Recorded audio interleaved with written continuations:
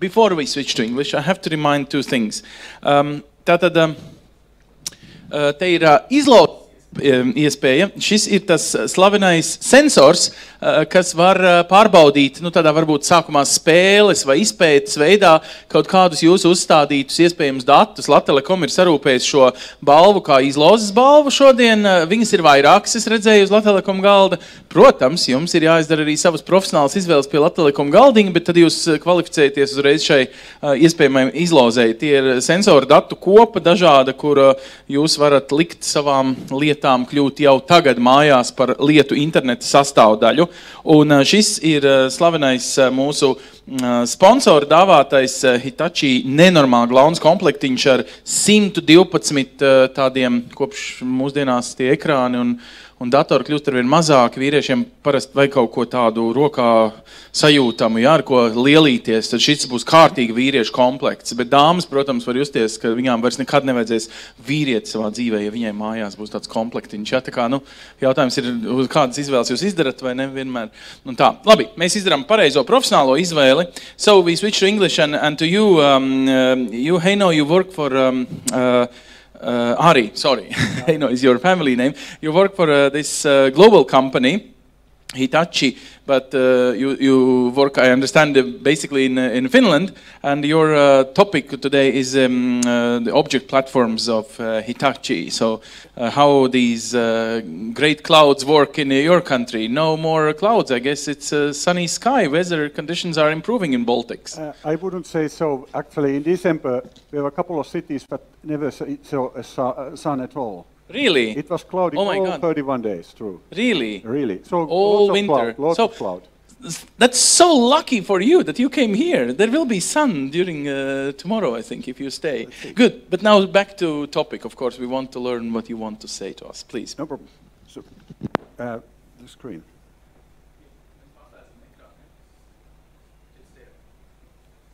Is it?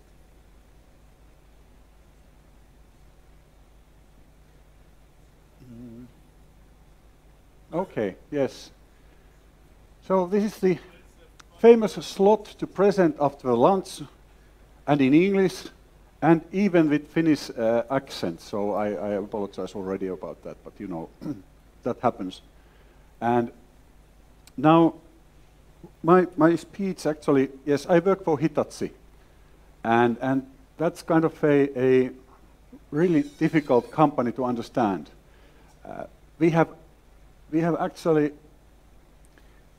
been founded 106 years ago, and you have seen our stuff around, excavators, tools, power tools, whatever.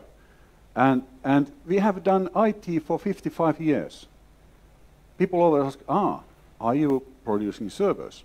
I said, not anymore. But we started at the year when Michael Dell wasn't born. He born 8 years after Hitachi started to manufacture servers. So we have really an ancient history of all IT and all OT. We do sell servers as all the others, but no one actually in this business produces their servers themselves. We did till last year.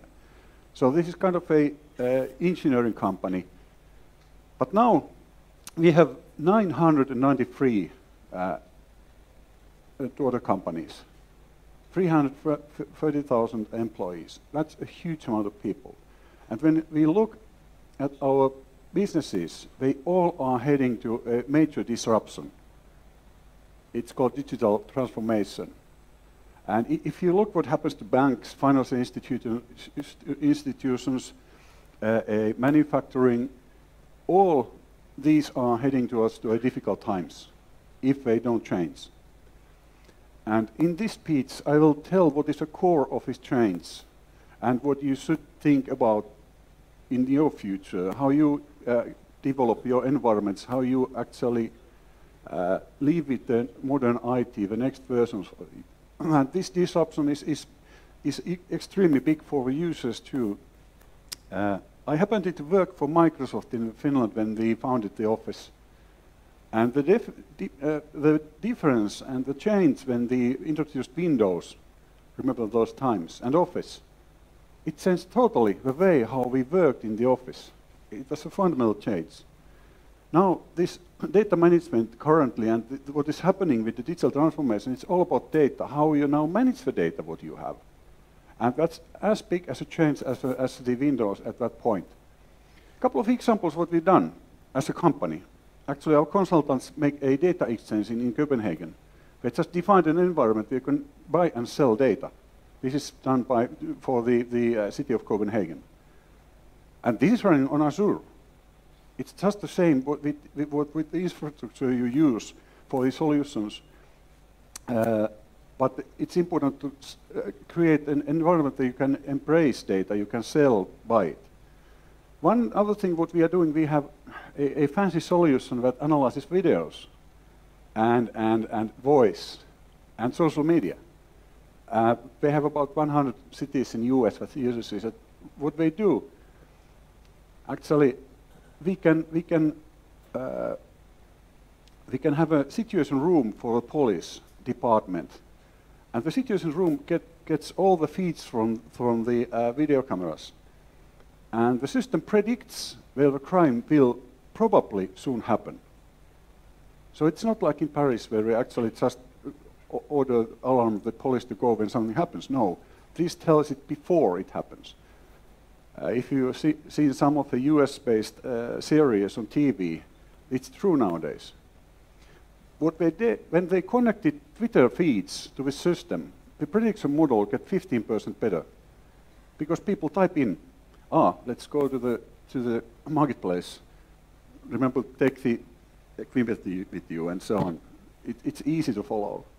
And you can actually follow who reads these tweets, who are the friends of the tweeters. It's pretty amazing. And all this, actually, now when they are in a campus, we have a customer in Australia called Curtin University. They have implemented cameras in every single place. And they know there's about 20 to 30,000 students. And the system knows exactly who is in which lecture now. And they know if there's someone who is not actually a student. And that's not fancy. But now they found out that, hey, once we have these cameras, we can actually analyze the students if they learn or not. This is frightening for professors, as you can imagine. It's awful, because they get feedback. They get feedback, this is not going through your message. They haven't done it yet, but that's really in a plan. So you can do whatever you wish with the data nowadays. It is quite amazing. And now when we look at in the IT side, what it means for the IT systems, for the old-fashioned nice houses like Microsoft, Apple, Oracle in the next room, and IBM, this is not trivial change. We used to have SQL-based relational databases, but they don't scale at all. If you have 10 petabytes of data, you are in trouble if you try to do it with the SQL server. And 10 petabytes is nothing. I just have a customer in Finland who asked, Ari, what's the price for 60 petabyte? That was a mail. Well, I called. I said, now I need to actually drive to your place and let's have a discussion. Because you just can't tell that it costs a couple of million. It's not the right answer. Because the management of that data costs tenfold of the infrastructure if you don't do it right, or 100-fold. And now these are Gartner's way of looking at it. So a nonlinear mode means that Hadoop, NoSQLs, you need type of databases. When you get another issue, when that grows, what do you do then? We have a customer, actually a couple of our customers in the States, eBay, PayPal, Bank of America.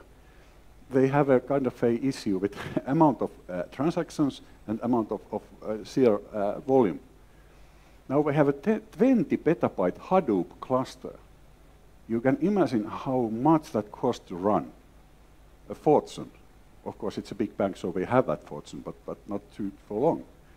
So now we have a project where we try to actually put an S3 object storage next to the Hadoop and just automatically pull the passive data to S3 storage. And now we are heading towards our this day's agenda, that is the object. What is object storage? How many of you use object storage daily? Okay, everyone is sleeping. Now I tell a couple of object stories, and then let's try again. Google Drive, OneDrive, Dropbox, Amazon. No, I get some hands. Fine. You are not sleeping. Great. They are all object-based storages. They are not folders. They have buckets. That's object storage. So you don't realize that major part of our data is already on object storage. And that's a big difference, because you are so keen on your PC or Apple where you have a folder. I'll come back to this difference soon. And how we, when we sell something, yes, I still need to sell something to customers. Unfortunately, it would be nice to just talk, but when they sell, there's only 3 types of cases we nowadays seems to have: a converged infrastructure, a hyperconverged. There's only slight difference with these. It's just the back end. But then the object storage, and that's all about the data management and how it works. And now, next couple of slides, I try to tell what the importance of object and metadata and how you handle it. All the others basically irrelevant. It comes from the fact that I speak to Hitachi, or actually now I had to tell that I'm here because of our local partner, ProAct. Thank you for them. It's really it's a good opportunity to see people. I really like speaking in other countries. Now, if you look at the overall picture, how we handle the data management, you have a huge amount of old applications, normal ERPs, SAPs, Oracles, but now you have social media, IoT sensors, a million type of data that you need to handle.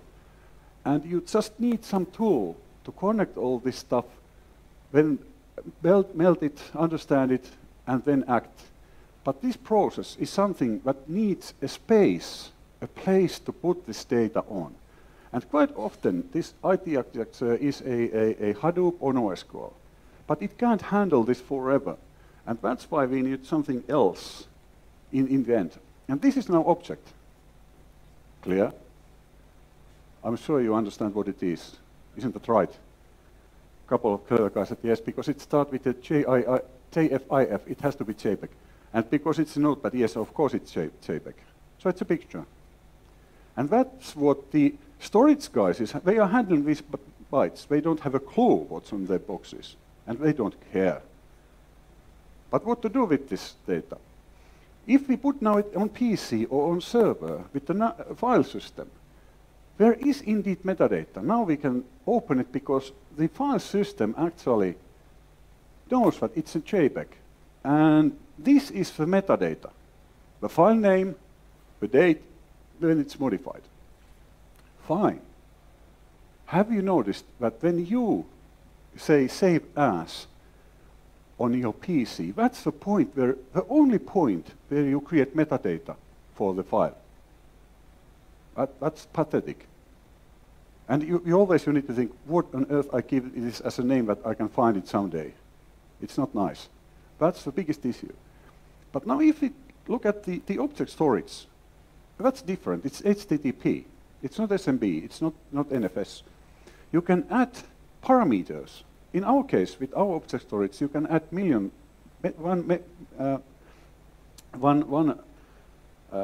marks XML before it, megabyte basically.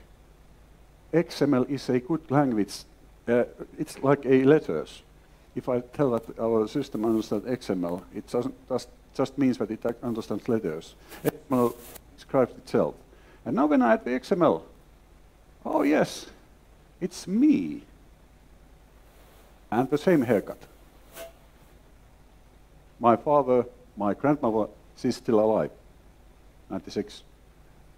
And grandmother. Now we know what the data is. This is important. Now we have a meaning for the data. And that's because of the metadata. And now you don't need a database to handle this data anymore. You don't need Oracle, you don't need indexing, you don't need anything else. You only have this object and the explanation of the object. And one of the good examples is, I have a couple of customers like Finnish Pension Fund and Helsinki Healthcare, and I've had these discussions so many times. In Finland, you are not allowed to see the medical data if the patient has died.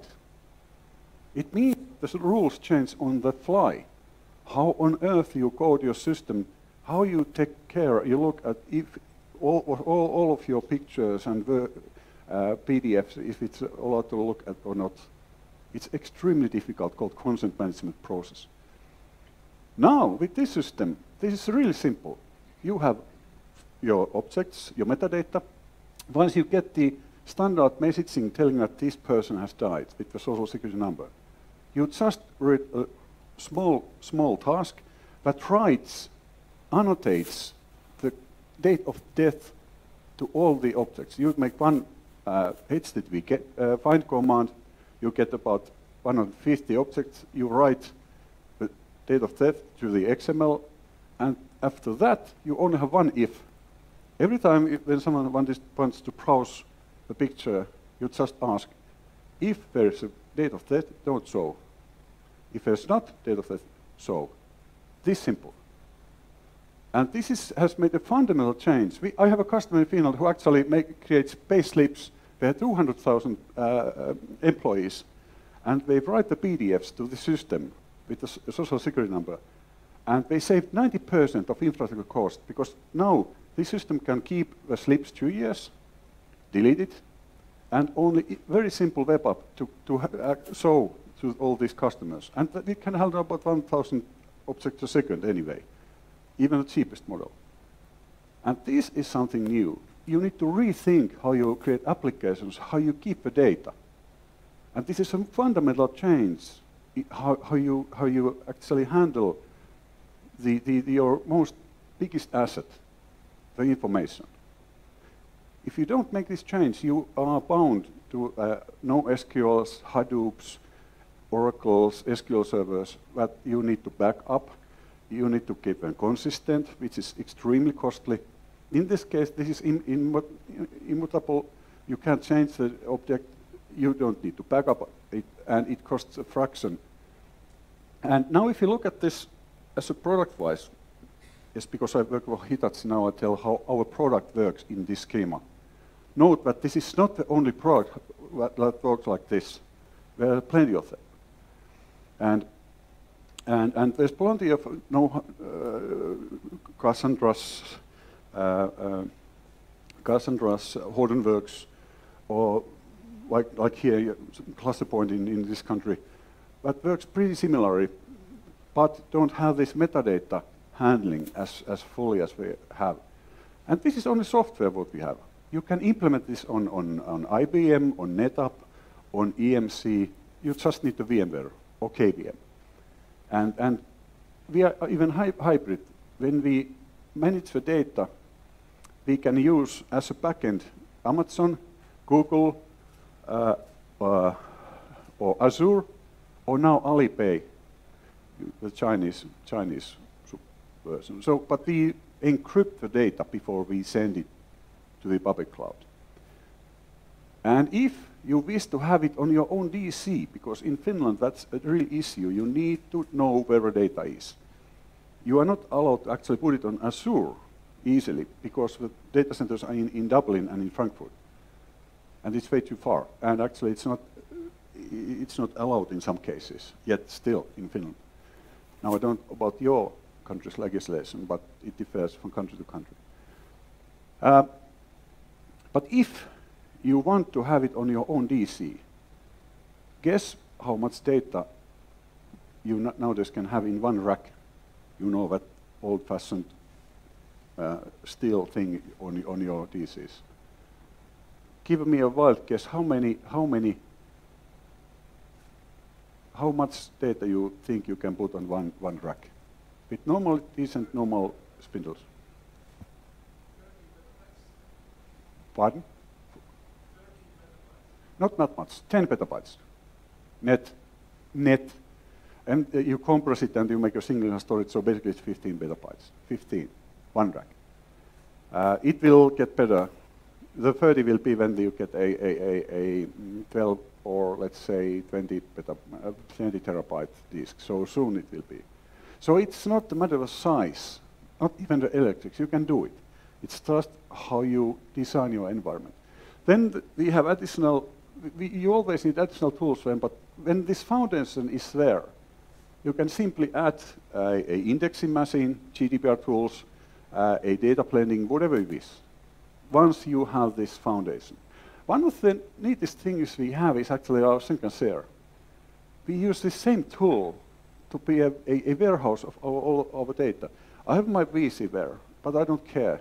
I could actually open this PC I'm using my whole directory. We replicate everything we have on the PC to the central repository. And of course I can use my gadgets, Androids, iOS's, all. And even better, we can hook the old NAS systems or Windows servers and look our Windows folders through this system with the phone. And that's all transparent.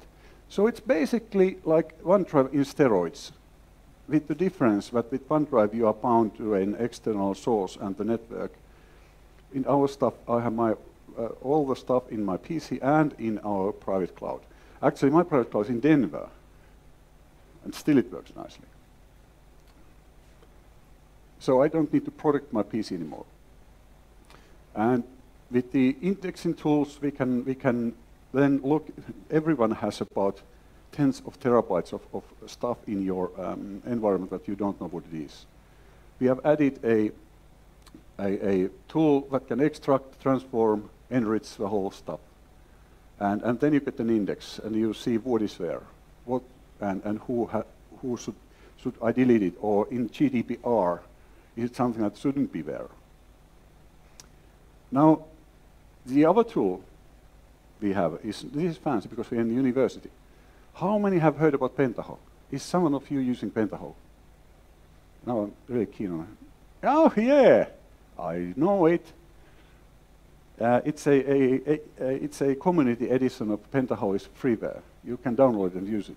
It's a data blender. You can actually pretty much read any possible database source or cube or analytic environment and create something new.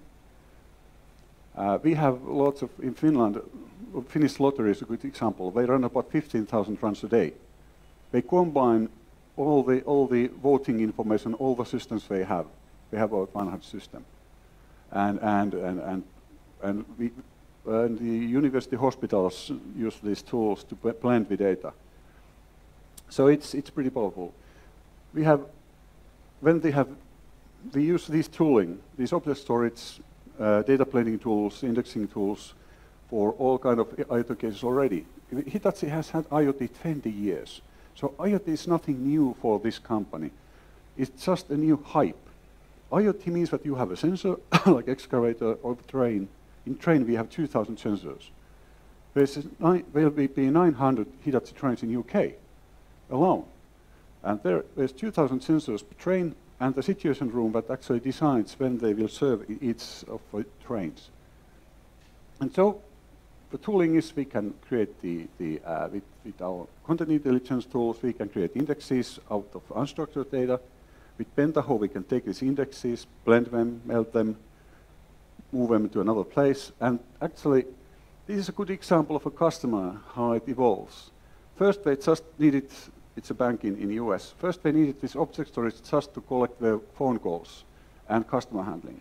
Then we noticed, we have all documentum. Let's create a new archive, because this is archiving environment too. You can archive the stuff.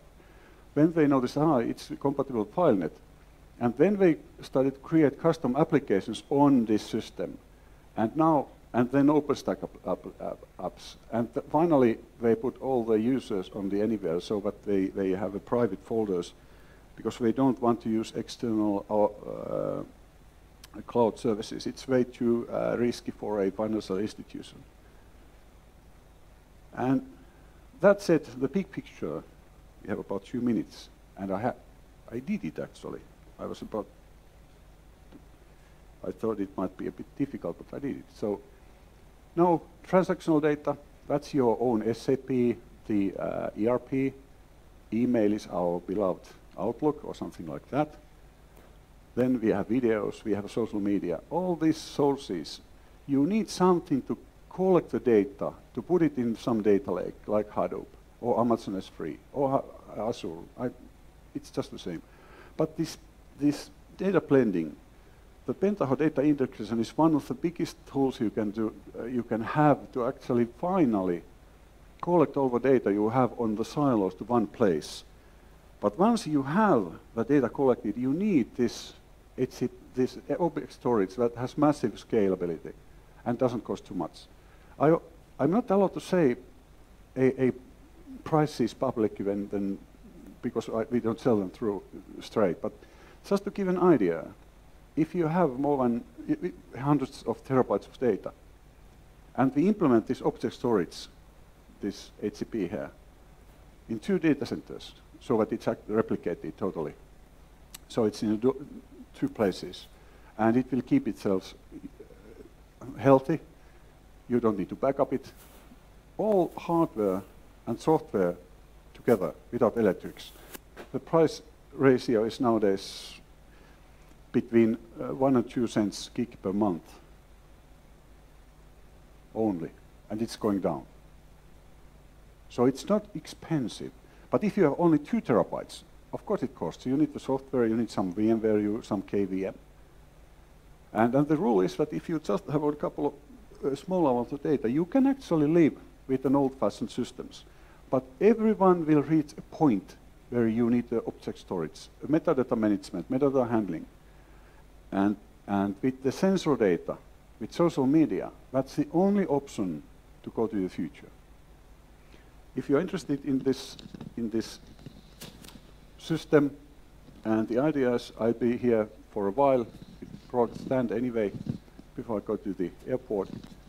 And with these words, if there's some questions, in Finland nobody ever asks anything, but this is not Finland, so let's see what happens. Well, the problem with Latvians is it's almost like Finland, but they ask a moderator to ask stupid questions. So I'm not going to be a moderator from Latvia. I'm going to keep silence for questions.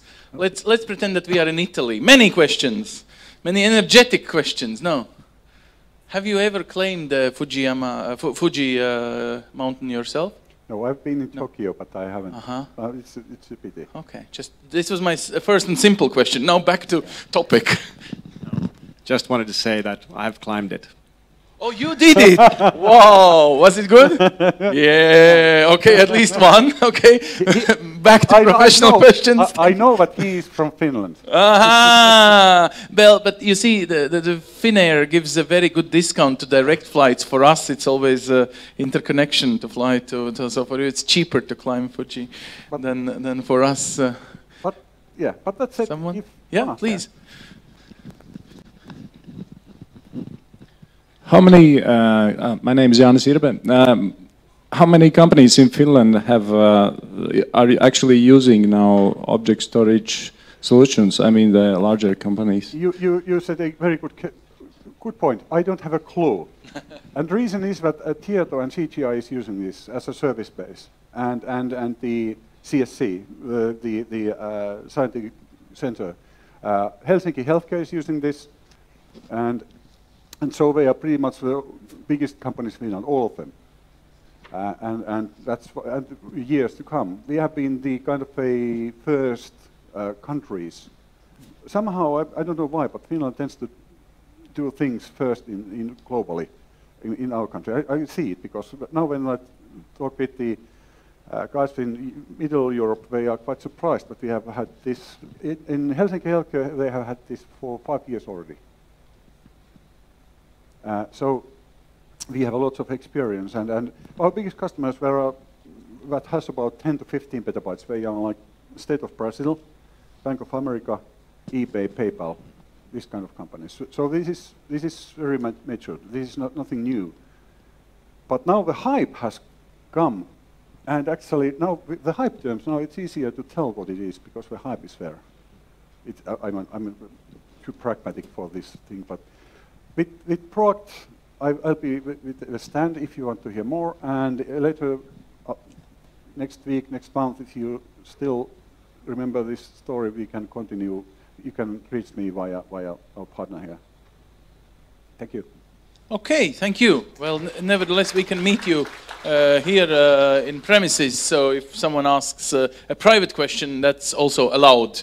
Thank you very much. Now we switch to a very, let's say, direct question. What about security if you speak about open source application? So, Alice, you will speak English or Latvian? English, okay, if you like, please. Alice works for Accenture.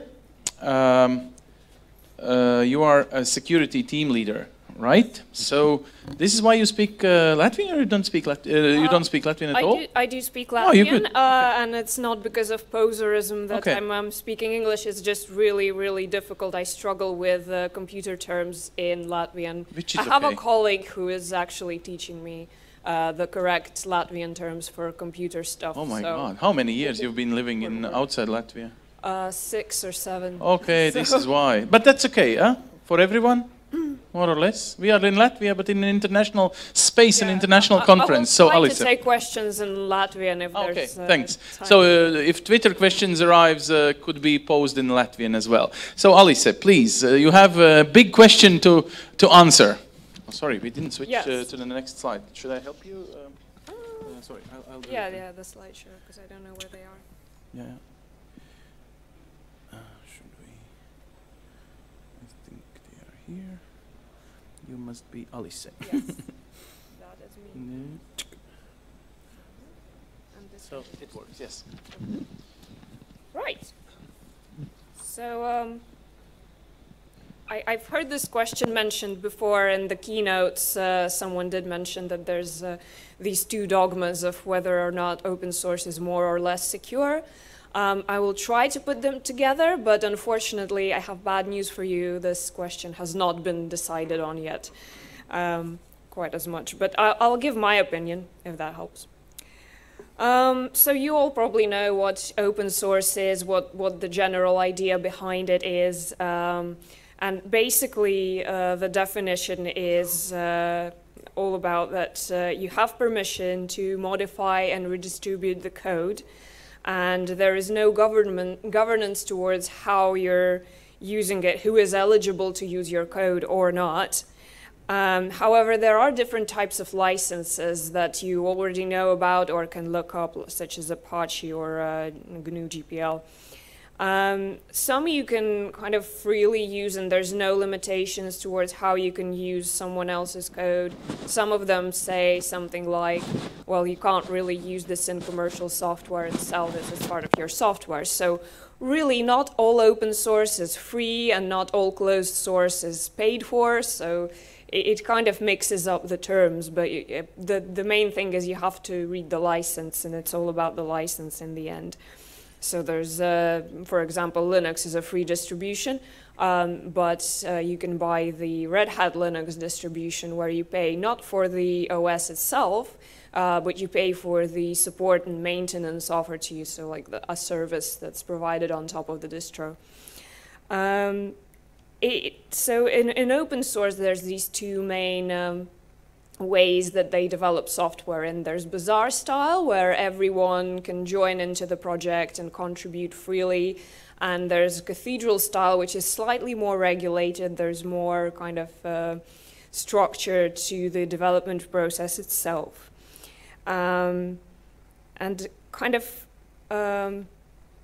it doesn't really make a difference in terms of security. That's the consensus, whether it's kind of developed in bazaar style or cathedral style, and that comes into how there's no difference, there's very little difference between how commercial software is developed as opposed to open source, because that's kind of one of the main differences in our perception, at least, is that while commercial software is this whole structured thing, and open source is just a big mess of people just randomly doing things to software and not really following any structure. But as you see, that's not true. Within open source, there's these different movements.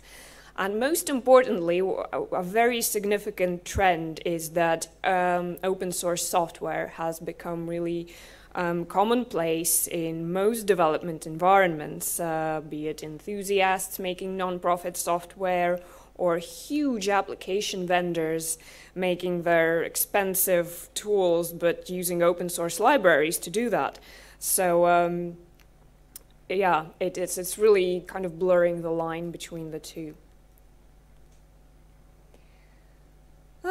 In terms of security, there's been very little actual research work conducted because it's so difficult to measure and compare security in open source and closed source, and mainly because there's a lot of social and economic factors that contribute to security of specific types of software rather than whether they're open source or closed source. But the studies that have been conducted, though, they majorly find that there is very little or even no difference in the security of open source versus closed source software. Mainly in terms of the things that have been measured are things like development of vulnerabilities over time. So you develop something and how many vulnerabilities it gets the longer it exists. There's very little difference in the severity of published vulnerabilities and no difference in unpatched vulnerabilities. That's kind of the research that does exist, but there's a lot of metrics, obviously, that haven't been explored because there's so many. But you must agree, though, that it is really harder to trust something that is really open to the public. It's available for everyone to examine and modify. And like, what happens there? What about these people who want to put something malicious in? And trust should be based on actual controls and mitigations, right? But how do we know what's where? And it may seem sometimes that the only way that you can be really sure that something is secure is by trying to research and evaluate it yourself. So if you're not a programmer, you're in a really bad place because you really can't even look at open source code and say, okay, this is secure. But there's search engines, there's peers, there's other people whose reputation you trust, so there's something. And perhaps maybe open source projects should do more work in listing these mitigations and security controls together with like main features on Git and everywhere we have these kind of main descriptions of what this and that does. Maybe they should also put in a note for security. That would be nice, at least in my opinion. But yeah, this isn't always possible, of course, and it's not always possible to evaluate the security yourself and make sure for yourself. But in terms of trust, right, so I've put a lot of trust in this presentation, and we kind of often invalidate these trust relationships because what I trust isn't necessarily what you trust.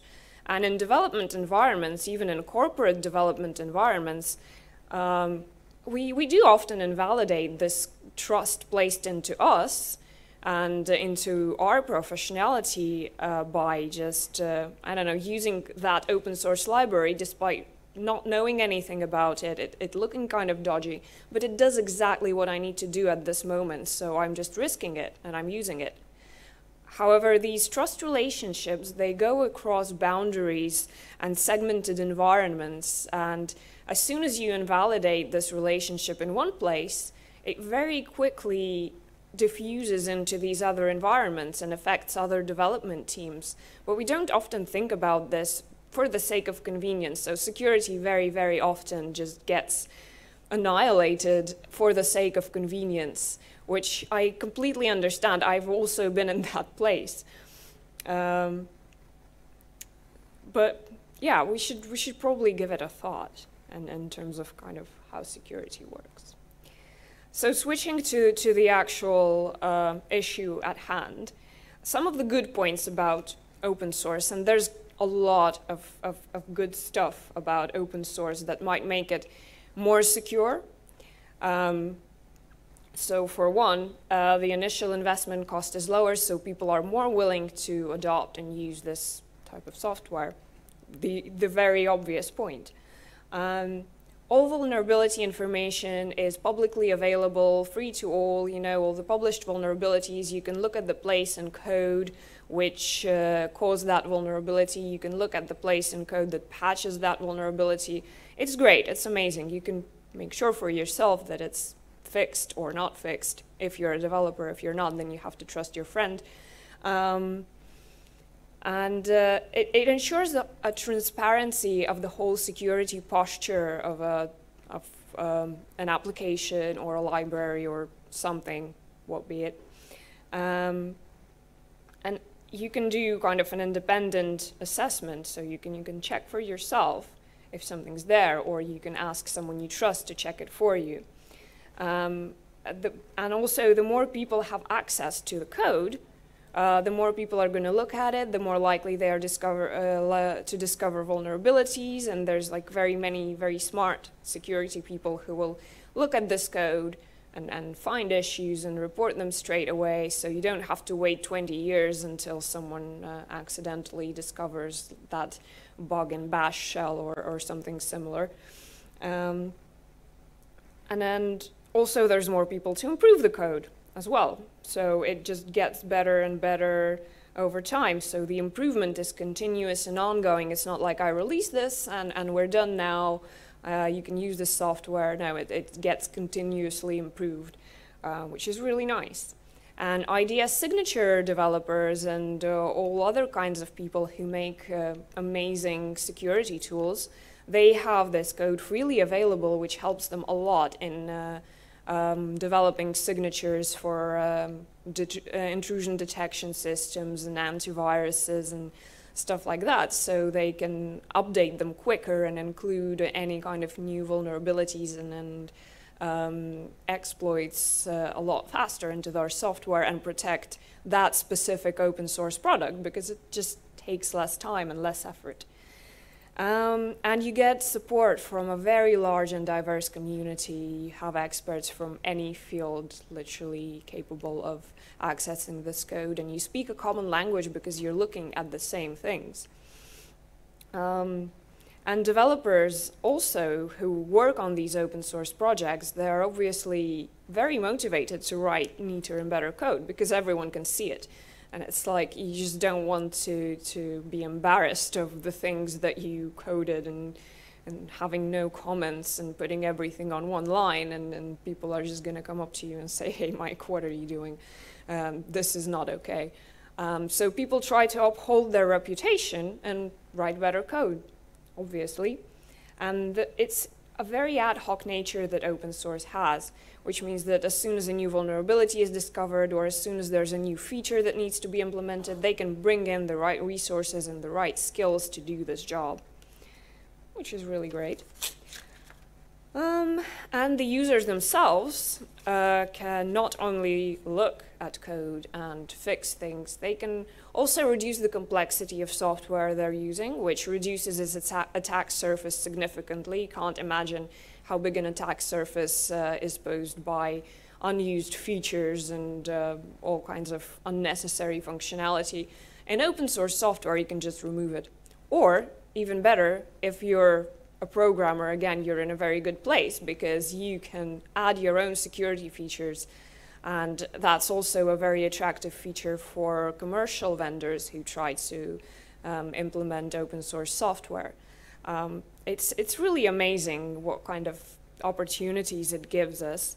And security researchers as well, they can do a more in-depth job. As soon as they have access to the code, they can do not only a dynamic but also a static assessment. They can link together the issues in the code with the issues of the actually running application or used library, which means they have better POCs, proof of concept demonstrations, and well, they can do a more creative job as well because they have better access and they don't have to spend time on poking the application and trying to figure out what it does.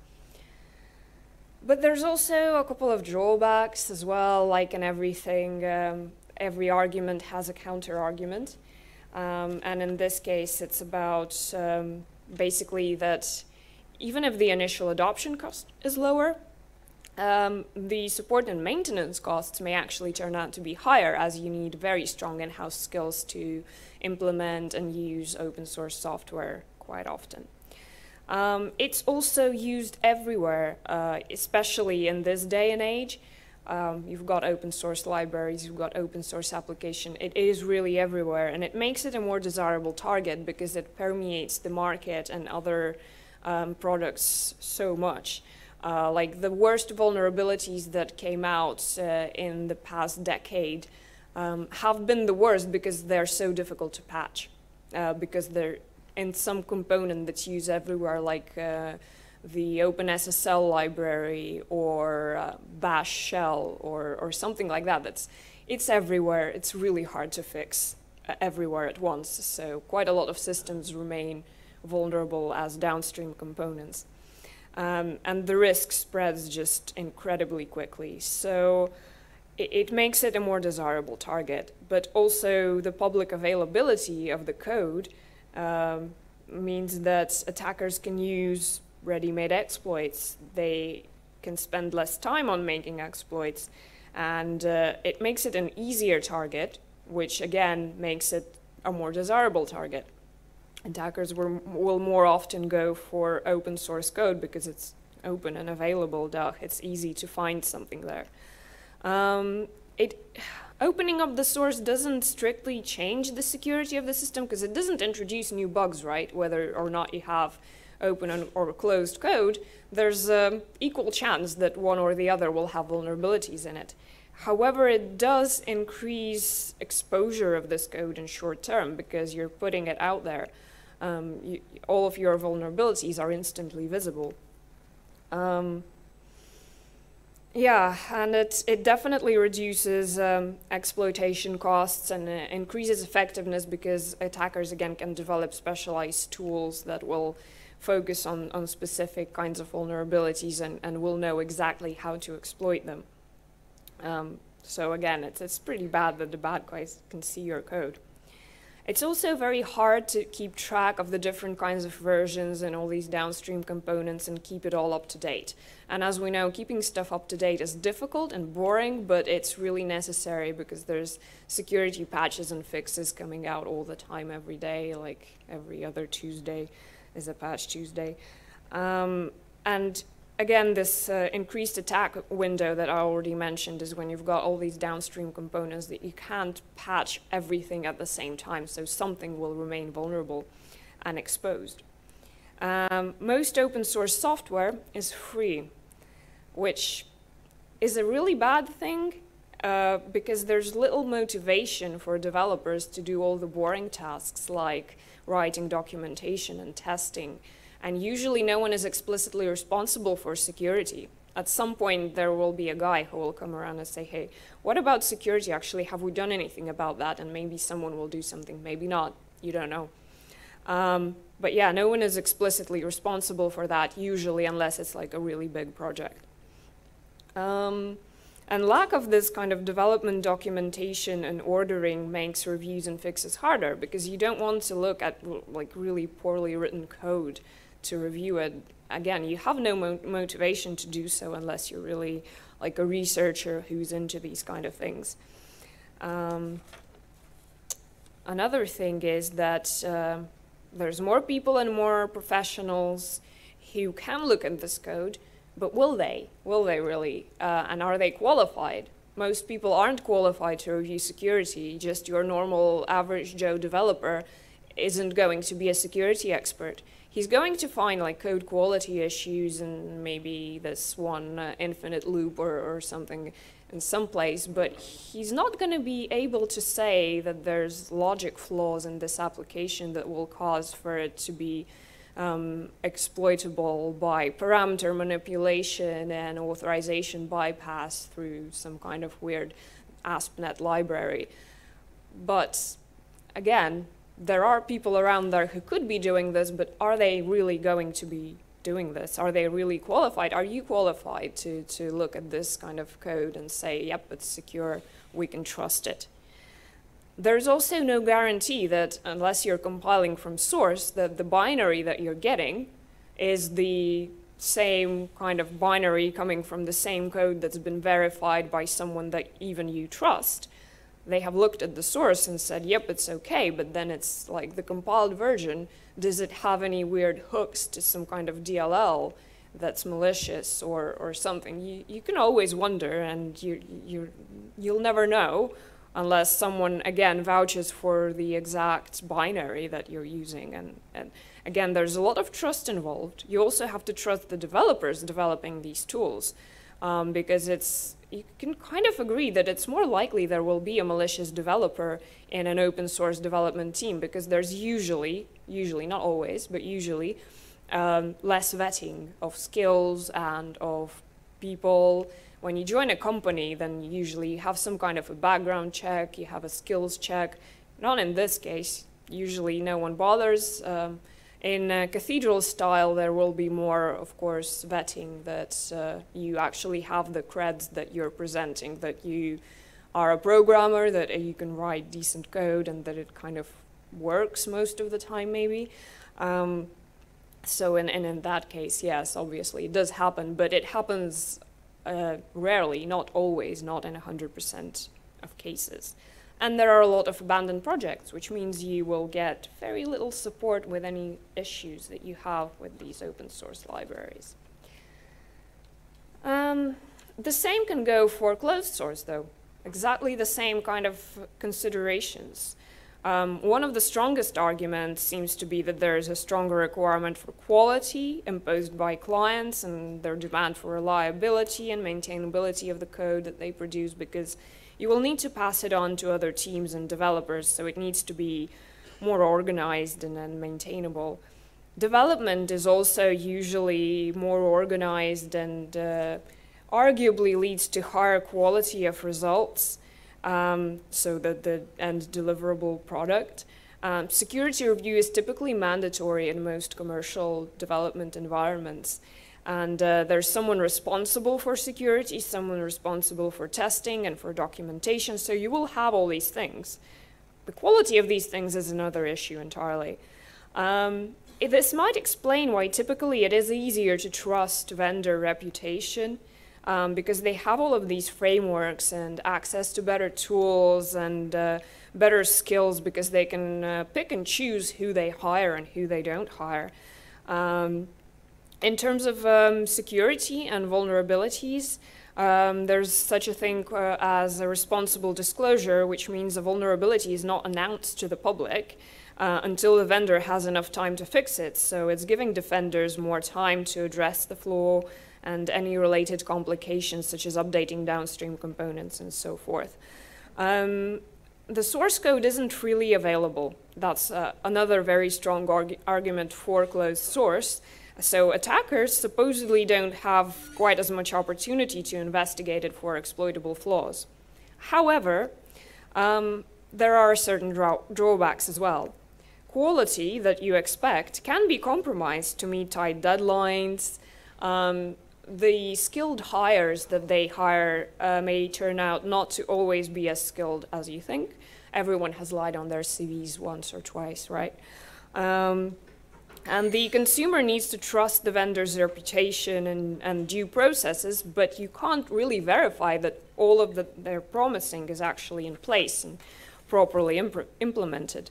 There's also different kinds of patching behaviors and corporate policies that will prevent quicker patching and leave software vulnerable. Sometimes vendors may decide not to fix a vulnerability at all, which means the vendor is the only one who can release the fixes, so the product remains flawed. And what's worse is that after a certain period, the information about this vulnerability, whether they fix it or not, becomes public anyway. So in the end, consumers end up with security flaws in their software products and without any opportunity to fix them. And the attackers end up having all this useful information about where to find these flaws and how to exploit them and conduct their attacks. Even the benefit of hiding the source code from potential attackers may not be such a benefit, because there might be a skilled and determined attacker who is resourceful and skilled enough to decompile the binary, reverse engineer it, and then look for vulnerabilities. So it's not like source is like permanently hidden just because you said so. As I said, there's a lot of other factors that are influencing the security of open source. And since I'm running out of time, I'm going to speed this up a little. So there's development practices that are very important, and they don't depend on whether it's closed source and open source or whatnot. A devoted and professional team will produce quality code, and they will look for security issues, or they will get someone who can do that for them. And they will spend more time on design and architecture and documentation, and all of these things will be there if it's a good team. So it doesn't really matter whether you're closed or open.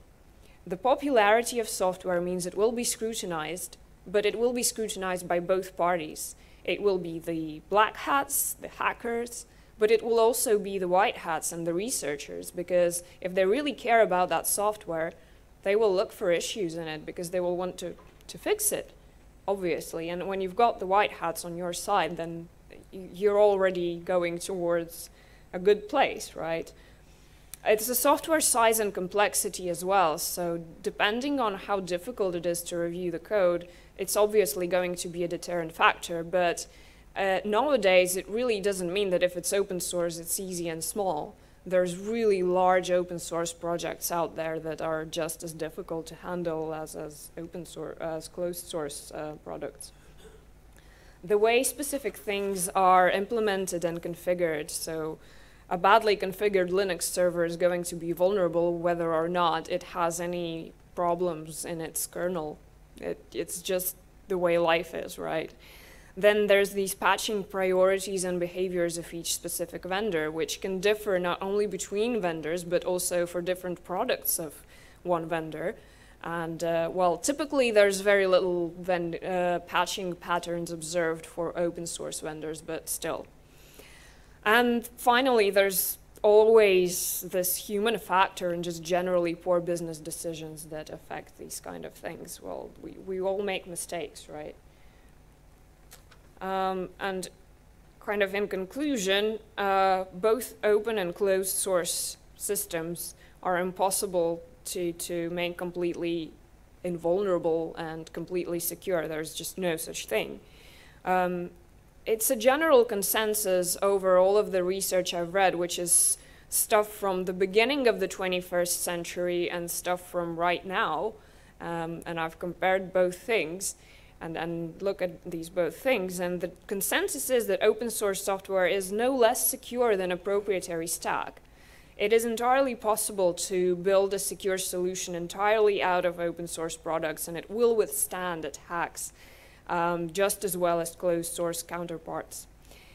Even more, open source increasingly finds its way into commercial software. So the security posture of both is united. It may be this and the growing popularity of open source that has led to a gradual increase in its general security posture. And further investment from these large corporations in terms of skills and money and other assets will only further improve open source security. So in the beginning of this century, there was definitely a lot more difference in the security state of open source versus closed source. Right now, this line is really blurred. There is very little difference.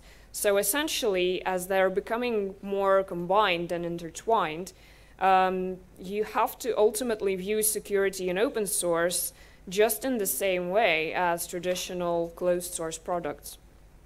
Which leads me to the fact that there's basically some guidelines that you need to take into consideration when you're either implementing open source or developing open source or just using it for some personal use or personal motive.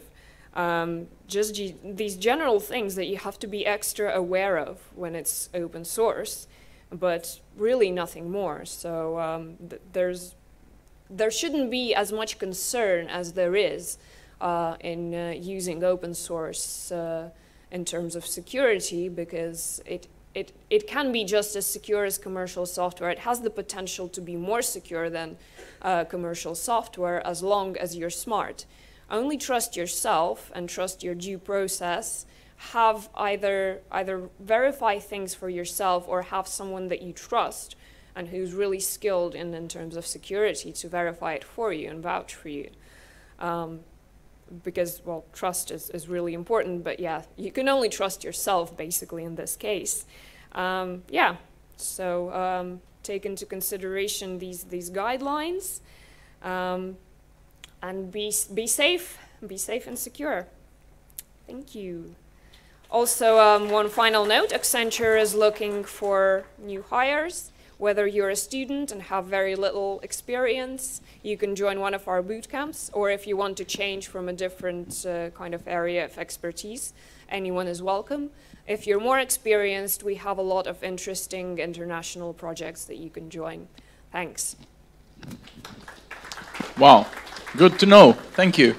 Ja ir jautājumi gadienā, mēs nolēmām, ka jautājumi drīkst būt arī latviski. Ooh, also check out these references, because they're like, not one of them is Wikipedia, I'm sorry, but they're really good resources and really interesting for someone who wants to investigate security for themselves. Tā, drīkst latviski tātad? Jā, drīkst latviski. Paldies. Jūs slaidos, izņemot pašu pēdējo, nebija pieminēti standarti un atbilstība drošības standartiem. Kā jūs varētu komentēt slēgtā koda iepratī atvērtā koda atbilstību drošības standartiem? Un kas jūsu ieskatā būtu veiksmīgākie piemēri open source tieši atvērtā koda programmatūrām, kurām ir izdevies panākt certifikāciju atbilstošiem standartiem? Atslēgas vārds šeit ir certifikācija. Ja kāds izdomā atbilst šiem standartiem, tad viņi atbildīs. Tas ir pilnīgi vienāds process gan atvērtajam, gan slēgtajam kodam. Ja viņi izdomā, ka viņi grib certificēties tur ISO, piemēram, vai vēl kādam standartam, tad viņi mērķtiecīgi uz to ies, un tad būs kāds auditors vai testētājs no malas, kurš pārliecināsies par kodu atbilstību kaut kādiem drošības standartiem. Bet, teiksim, korporatīvos uzņēmumos bieži vien ir iekšējās prasības, ka jāatbilst ir kaut kādam minimumu drošības standartam, kas pārsvarā nozīmē to, ka tiek veikta kaut kāda drošības testēšana, kas nodrošina tādu minimālo, ka tur nav pilnīgi viss atvērts, jā, ka ir parolē, autentikācija, autorizācija un nav injekcijas problēmu. Atvērtajam kodam es nezināšu precīzāk, es neesmu nekad piedalījusies, diemžēl pagaidām, atvērtā koda izstrādē, un tāpēc nezināšu teikt, bet viņiem ar to atbilstību standartiem ir līdzīgi. Ja viņi saka, ka viņi tagad atbildīs tādam un tādam standartam, tad viņiem parasti ir kāds no malas, kas to atkal apliecina. Un droši vien labākie piemēri šobrīd ir gan Linux, gan arī visas bibliotēkas, ko viņi atbalsta, teiksim, OpenSSL kopš visām tām problēmām, kas bija OpenSSL-am. Viņi ir kā pieņēmušies gudrībā un mazliet vairāk uzmanības tam pievērš. Paldies. Mārim ir jautājums, ja? Man arī jautājums. Es no laukiem, man vairāk interesē tā safety nekā tā security. Jā. Un neapšaubrām tā priekšroka, vismaz mans paudzes cilvēkiem ir atvērtajiem kodam. Jo tā mana safety galvenais drauds ir tas, ka šīs lielās kompānijas vairumā gadījumu globālo kompāniju tādu kā banku, apdrošināšanas kompānija ietekmē, dažreiz valdība ietekmē, reizēm pēc kriminālās pasaules pasūtītājiem iebūvē komerciālajā softā nedokumentētu funkcionalitāti. No šī viedokļa, ja, es domāju, ja jūs panalizētu ar dažiem slaidiem ar reālu statistiku par mums zināmajiem brandiem, varbūt, ka paškritiski varētu arī pret Accenture iekļauts. Mēs paši no ziņām jau zinām, Jā, es, protams, pārstāvu vienu no šīm lielajām ļaunajām korporācijām, bet, es teiktu, ka Accenture tieši nav bijis problēmu ar šādām lietām, jo mēs vienkārši diezgan reti strādājam ar valsts pasūtījumiem, un tas, ko jūs minējāt, droši vien ir vairāk saistīts ar valsts drošības uzņēmumiem. Bankas tika minētas, bankas, globālās korporācijas, apdrošinātā. Tas bieži gadās, bet es domāju, ka statistika visiem ir skaidra jau no ziņām, cik bieži tas ziņās pēdējā laikā tiek izplatīts, un manuprāt, tas ir labi, ka mūsdienās cilvēkiem ir pieeja šādai informācijai vispār. Tad, kad senāk tas viss būtu noklusēts un paslaucīts zem paklāja krietni vairāk. Bet, jā, tā kā mēs visi zinām, cik bieži tas mēdz notikt, un krietni biežāk nekā mums gribētos. Un atvērtajā kodā, protams, jūs redzat visu, kas tur ir. Bet atkal, ja tā ir kaut kāda mazā bibliotēka, kas nav tik nenormāli populāra, tad uz viņu nebūs paskatījies kāds drošības eksperts. Un tur varbūt ielikts arī viss tieši tas pats, un vai jūs bez tā kā personīgās pieredzes, pat es ar pieredzi programmēšanā ne visur uzreiz ieraudzīšu, ka tur ir kaut kāda nedokumentēta funkcionalitāte. Īpaši, ja tas ir kaut kas liels, ja kods nav pārāk kārtīgs, nav tur super nokomentēts un izveidots pēc tur pēdējiem standartiem, es nevarēšu tā uzreiz pateikt, ka tur ir kaut kas, kas tur nav pateikts, ka tas tur ir ieprogrammēts. Un tā kā ir iespējamība kaut kam tādam būt arī atvērtajā kodā, diemžēl. Tā kā tas pa lielam ir tas mans galvenais ziņojums šajā prezentācijā, ir tas, ka starpības patiesībā nav nemaz tik daudz. Un tā kā drošībā jāpieiet pilnīgi vienādi, gan kā ņemot talkā atvērto kodu, gan arī ņemot talkā komerciāli izstrādāto kodu. Jums kaut kādā veidā jāpārliecinās, ka tur ir tas, ko viņi jums pārdod, ko viņi jums reklamē.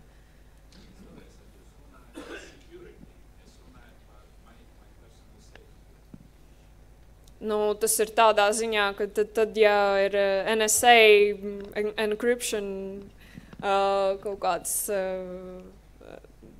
transporta protokols iestrādāts, kuram tur nevajadzētu būt, es to tā sapratu vienkārši. Arī. Māri, jā, es ierosinu. Kaut kas tāds pats varbūt arī atvērtajā kodā ir tā kā mana atbilde. Alis, mums būs kafijas pauze, un tad jūs ar Māri vienkārši kopā varēsiet pārunāt, bet vēl viena lieta. Stenda, vai arī uz manu e-pastu varbūt jūs gribēsiet uzcienāt Māri, varbūt jūs gribat uzcienāt savus kolēģis, varbūt mājās kādu, tas ir no Latas galā 10 gadu jubilejas kūkā, arī jūs esat iedegusi vienu svecīti, tad kūkai gabaliņš ir jūsējais. Labi, paldies liels. Paldies, jā, droši. Somu vērts ņemt, jo tad ir kur ielikt kūku. Labi. So please take your position. So Patrick is needed to explain. Patrick Ojala works as a business consultant for Wunder, but what it eats in winter time and why you should trust this GDPR. So it's a good thing, it's not scary, and it's not a burden. Well, that's easy to explain, but I have... yeah, please, yes. Excellent. All right, thank you. Yeah, I work for Wunder, and This is yours. no, that's the previous one. That's Okay, Accenture. I'll It's a good check company. it, yeah. We are strong believers in open source software. We utilize the Drupal platform heavily for our web services. We're also a major contributor. We have contributed maybe 50 modules for the Drupal platform for anybody to utilize, and we had about 50 people participating in making the latest version, the latest major version of Drupal. So strong believers, we trust open source software. Now, this is not really what I'm going to talk about now. I'm going to talk about GDPR and try to get you convinced that it's a good thing. It's not scary, it's not a burden. This originally was a 45-minute presentation. I'll try to squeeze it into half an hour. Skipping some slides at the end, but I will need the half an hour, sorry about that. We might not have time for questions, but I'll be here outside. Come and look me up, ask or comment, tell about your experiences. I'll be above all talking about the perspective to GDPR for a company or organization that have a web service that contains or collects, processes some personal data. There are other perspectives that I won't have time to go into. But let's roll. Hold on. Yeah, good. So, what we have coming up. A few words about me and my company, or the company I work for. Some intro to GDPR, in case some of you don't know anything about it. You'll know a bit more after this. Our proposed solution that we utilize for our company internally, and also we consult our clients, even though we're really more of like a web service consultancy, but this is something they need our help with, so we're glad to help them also with GDPR compliance. And we might have to skip some of the related documentation, which is basically a part of the solution, but let's see how far we get. So, Wonder is a digital agency in 9 offices, 5 countries. We have 3 offices here in Latvia, growing really heavily, the business in all regions. And yeah, 130 people at the moment. Here are some clients. We have put up over 200 web services. These are some more known logos, MTV, Rovio. We do both private sector and public sector, like Government of Estonia, City of Turku, and yes, Latvian Railway, I think that one logo is. I'm from Finland, so I'm not that familiar. All right. And yeah, we're hiring. I have a slide for this, and I thank you for bringing this up. Otherwise, I would have been a bit embarrassed to mention this. Yes, we're hiring. We have some positions listed on the website, but we're always looking for talented people. Please send us an open application if you don't find what you're looking for. And now, we can skip this. Business consultant. Here are some logos of some companies I've worked for. There. All right, that was quick. So, what is GDPR, in case you don't know? All right, so there's a lot of content on the net. It seems everybody who writes about this, everybody who talks about this, they bring out a bit like different aspects of it. Now, these are my picks, considering the perspective that I'll take here, but please check out the various articles. Be a bit skeptic. Some of these have a sales agenda. They try to scare you. This is horrible and so on. Keep your head cool and say read what they have to say, but make your own, basically, conclusions from it. All right. So, definitions. This is legal stuff. There's always definitions, usually page after page of this, 10, 50 definitions. I usually only take 4 when I consult our clients regarding this, and you need to understand this or you don't basically understand much of this at all. Personal data, this is what it's all about. It's not only name, email, phone number, whatever. It's also anything, any data tied to you. So if you write a post to a discussion forum, yes, that's personal data. It's tied to you, your person. If you like a post, that's also personal data, because that like is stored as like your opinion. You like this. So basically, all big data that is like linked to some user ID, that's all personal data. And now, hello, yeah.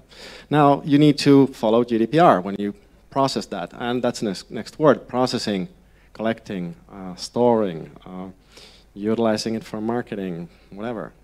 Anything you do with personal data, that's processing. All right. 2 more definitions. Controller, that's the entity, company, or public administration entity that's responsible for the service, in this case, that processes personal data. They have full responsibility towards authorities, in case they do something wrong here. They have full responsibility towards the so-called data subjects, the people that the data is about. But they may outsource processing of personal data to a so-called processor. And this is what Wunder primarily is. We are the processor of many controllers. All right. So, my first claim, it's a good thing. Even though some on the net, you will see, question this, think it's unnecessary red tape. Really, for all of us as individuals, it's a great thing. It protects our personal data from abuse. So obviously, that's awesome. Yeah, any negative or most negative views on this is usually for either like writing a scandalous, some kind of analysis about this. Everything new is bad, everything old was good. This is a good thing, and people try to sell you something or try to, for some other like hidden agenda, paint some dark clouds on the horizon. If they claim this is a bad thing, it's a change. It comes with some effort. Obviously, now that GDPR is in place, it's, I think, enforcing starts end of May, but the law already is. We should already follow it. It's just that we can't get any like penalties for it now because it's not enforced. But anyway, there's some change, and I will now try to explain like the solution, like how logical the solution actually is. And by doing that, you will be compliant with GDPR, and it's not a problem anymore. So, some principles. Obviously, data security is like a very central topic in all this. But for this talk, for this perspective into the subject, it's actually not even secondary. I'll explain about that soon. But yeah, it hasn't changed too much. You should keep your data secure. It's always been that way. It will be that way from now on too. So not too much really happens there. But when you process your personal data, there are new like rules for this, or it's like more enforced. It needs to be justified. You cannot just mess around with a lot of personal data. You must have a proper legal justification. This is why I collect people's emails. And when processing, you need to do so minimally. You cannot just like do as much as possible, as much as you feel like. You only process as little as you need to offer your service, and not an inch more. Yeah, we don't go into this sensitive, actually it's special categories of personal data, medical data, political views and so on. We'll skip that. But something to remember, you should always be transparent regarding GDPR. If you know you have a shortage in your GDPR solution, you're not quite compliant yet, May came and went, you should rather be open about your shortages. Yeah, we know we haven't done this, we should. We'll do it before Christmas or something. Be open about it, don't try to hide it, because that's obviously worse. Now, my claim about security being not even secondary, indeed, it's on third place there. Now, let me explain a bit about that. So, when now going through the change, we have a web service. It's not according to GDPR now. We need to change it, we need to do some modifications. It's mostly about process. Who can access what? How is this personal data processed? So data security, it was there all along. Good thing. And last but not least, GDPR requires that you prove your compliance. You cannot just be compliant. You must prove that you are compliant. So, therefore, we end up with the conclusions that for proving your compliance, there's a bunch of documentation that I may or may not have time to tell you about here. Let's see how we proceed.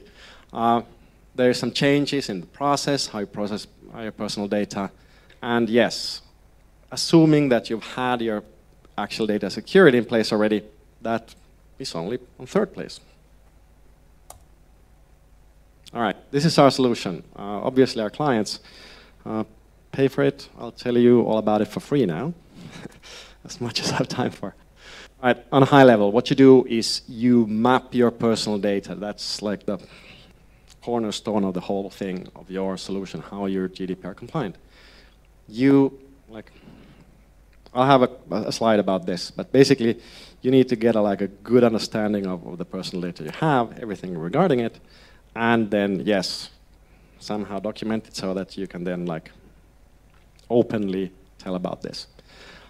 You need to complete then some technological and process changes to your service, to complete your compliance, and a lot of documentation then, and I said we'll get to that. Here's some very little fonts, and I hope you see it in the back row. Mapping personal data is not just listing name, email, phone number, and something like that. You should also answer these questions. I usually end up sorting, when mapping personal data of a client's service, I sort it by purpose. So it's a web service. You can order a newsletter, for example. So the purpose is order a newsletter. For this purpose, the data subjects give this service name, email, company name, whatever. So that's the data, all under the topic of this purpose, subscribe to a newsletter. Then we ask, where is it stored? They said in the company's premises. Have they outsourced hosting of this somewhere? It should be answered, this question, where is it? And especially if it's in the EU or not. If it's outside the EU, if it's a cloud service that's mirrored outside the EU, then there's a lot of additional legal hassle coming up. So you should ideally, from now on, keep personal data within the EU, and you will get away easier. US companies have complained that this is Europeans driving their own agenda, but the EU people respond to this, that if the personal data is stored within the EU, then the company that stores it, it is under GDPR. So it's better, safer, and the actual company then that runs the service needs to worry less. All right, let's try to keep up the pace. How long will it be stored? You cannot just keep storing it. Take the data and just keep it. Nope. Of course, as long as you have a user that keeps logging in and buying stuff from your web store or posting blogs or posting in a discussion forum, you can keep that data then. But for example, if you have a user that hasn't logged in for 5 years, you may want to throw them out. You should have a process in place, or you should put the process in place, which states also in the terms of service that if you don't log in for 5 years, then you get kicked out and you need to register again. This is a kind of recommendation from GDPR to take these kind of steps. Now, other questions to answer: will it be transferred forwards if you distribute your newsletter using MailChimp, for example? Well, you need to give them the email addresses of these people, most likely names too. So you mark that, yeah, this personal data is transferred to MailChimp. Yeah, then you need to answer if who gets to access the data. It cannot be so that everybody in the company, including the cleaning ladies, can access it. You need to make sure that only those who really need to access the data, they can do so. IT admin, maybe some marketing people, but try to restrict it as much as possible. One important thing that I'll spend a little bit of time on before running forwards is the data collected with consent. And that's extremely central in GDPR. Ideally, yes, when you subscribe to the newsletter, you should ask the data subject, can we process your personal data? And they should answer yes. Hit the checkbox or something. Yes, I agree. Now, even if you have personal data where people haven't given the consent, you can still basically process it. There are some other things to refer to. You can refer that yeah, the data subject gave us this willingly in order to get the service. You can mark that down. It's not as good as getting consent, but still it's a good reference. Then there's this loopholes, legitimate interest. That, well, if you have nothing else, you can refer to that, but it's kind of the weakest way to justify this. Yeah, then this last line, data protection, impact assessment, and all this about special categories. Let's not go there. Usually I also like weight always the mapping of the data if there's some, either yes, if it's some sensitive data, or if it's some data that could be in high risk for abuse. Like, for example, if there's a bank account number among the personal data, I might flag that. Please note this, you may want to add data security, you want to encrypt it, you may want to pseudonymize or something else. Please note there is a piece like this in the group. Yeah, there's a lot of like talk about data flow in GDPR documentation. You should map like the data flow. Well, when looking at what they mean by data flow, it's pretty much these questions. So, I mean, if there's some need in some service to actually look where the data goes and there are different people access it in different places, fine, do so. But mostly, when you answer these questions, you're pretty much done. All right. Yeah, you should complete the tech and processes. We've talked about a bunch of this already. Your lifetime. Yeah, you need some implementations to make the point easier. Yeah, you need to add requests from the person. Fine. Let's take that second to last point. That's something that's been written about a lot. So, data subjects have new rights. The person who subscribed to this newsletter, maybe they've been like an active member, active customer for that company for a long time. They've been posting some writings in the discussion forum. They've been buying some stuff on the web store. The data subject can require that they get all the personal data the company has. It's not only their name, the phone number, email, what they've given. They need to get everything. Every purchase they made, that's personal data because it's linked to their person. Every like post on the discussion forum, that's linked to their person. It's personal data. Every like of somebody else's post, that's personal data. So they should get quite a lot. And the company cannot charge for this. They need to provide it for free. They can also, or data subjects also have the right to update their data, transfer, restrict processing, for example, require that their personal data cannot be used for marketing. They have the right to do so. The service can then consider, do they still want to offer this service or not? But data subjects have the right to require this. And they have the right to be forgot, so completely deleted. There might be legislation requiring that, for example, web shop purchases will have to be stored for 10 years for bookkeeping reasons or whatever, but at least it cannot be utilized anymore, like processed actively for anything. And the last thing, also extremely important, data breaches obviously is a central topic of GDPR. There's now legislation requiring that if a data breach has happened, somebody's hacked your data service, and you are responsible, like your company is responsible, it's your service, you must report or deliver the report in 72 hours, where you don't only say that, yeah, we were hacked. There's a long list that I won't go into in too many details, but it's a long list of things that you need to then deliver to the authorities.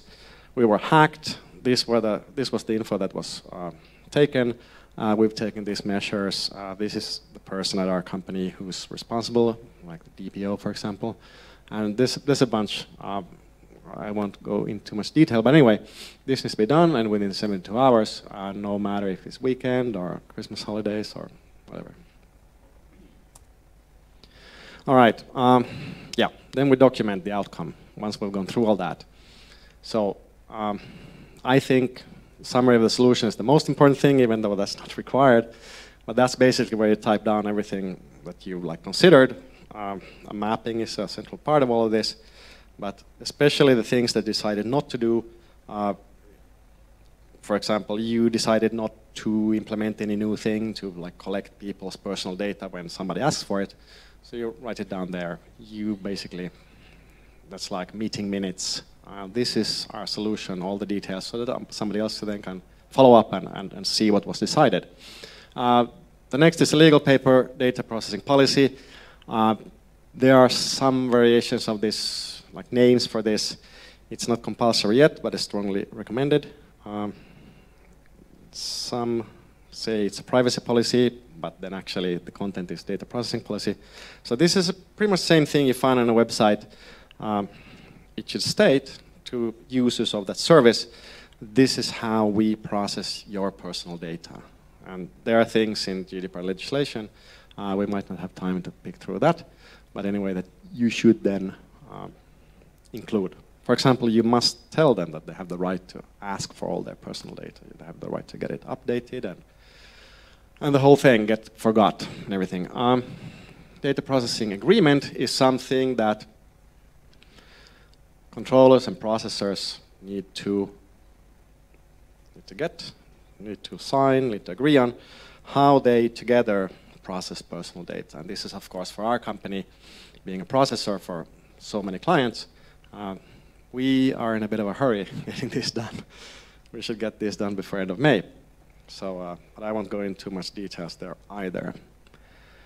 And statement of processing is, let's see if we have time for that. It's a bit of a longer story. This went dark now. Hold on.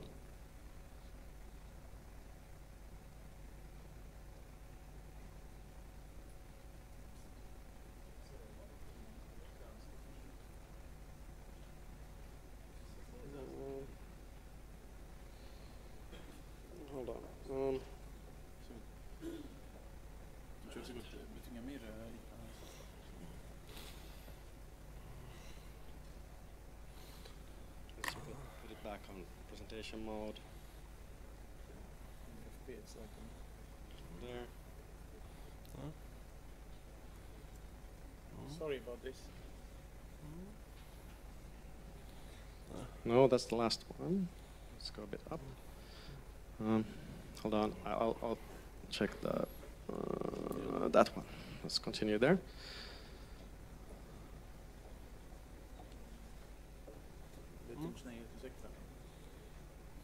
Viņš arī izdzisa viņam, principā, no tā, ka viņš pārslēdz slaidu vienkārši uz priekšu. You were switching next slide and it disappeared. Right? Yeah. I can actually... okay, here it is. All right, good. Somehow it happened. It came back. All right, that's it. Awesome. Thank you. Okay. Let's see how we're doing. We're out of time. So Let's talk about the statement of processing here and then skip all the detailed slides about all of this. Sorry about that. It's a 45-minute presentation. So, statement of processing, again, it's not compulsory, but it's strongly recommended, and you'll soon realize what's the good part of it. So, it's basically like a balance sheet of all personal data that you processed during the past year. This topic is extremely popular among GDPR people in Finland. So you basically you take all your data processing policies, if you have many different services and many different policies, well, if you have data processing agreements, take all those and your mapping of your personal data and like putting in one big bag and, well, don't shake it. But anyway, you basically label it with this statement of processing. You have like a balance sheet. This is all the personal data we processed in the past year, for example. A year is a common like time. And then when somebody approaches you, maybe if it's some hack has happened or something, you may not get away with it. But in normal business, when somebody asks about your processing, what have you processed, some details, you point at your last statement of processing. Look there. It's stated there. They may come back to you and say that, hey, this is a half a year old. This happened after that. Well, then you can point forwards. We will make a new one in half a year. Wait for that. And you can do so. And that's why, like, instead of constantly trying to update like how your personal data processing goes, you can do these annually and get away in most cases. And of course, once you do this kind of a balance sheet of personal data processed, you should also clean it up, throw out all the people that haven't logged in 5 years and whatnot. All right.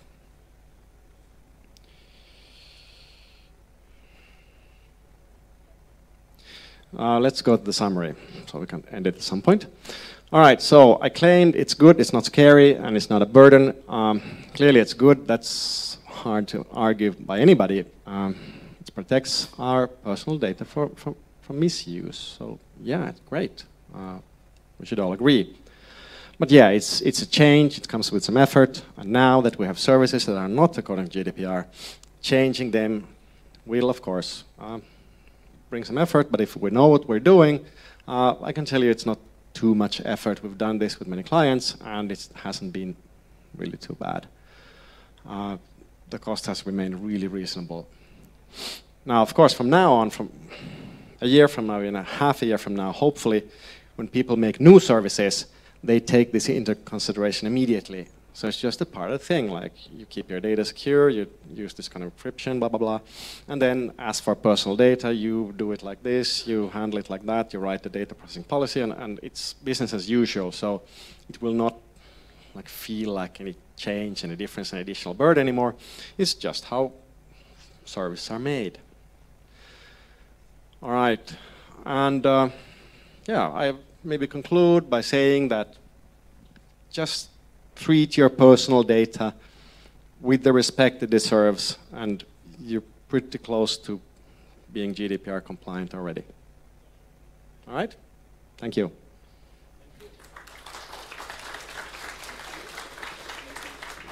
One quick question, if someone, yeah. Jūs vispār dabūsiet pēc tam balvu abi, jā, Aleksandr, un jūs bijāt Jānis? Nē, es aizmirsu. Es atceros jūsu uzvārdu, bet jums bija romantisks putnu uzvārds.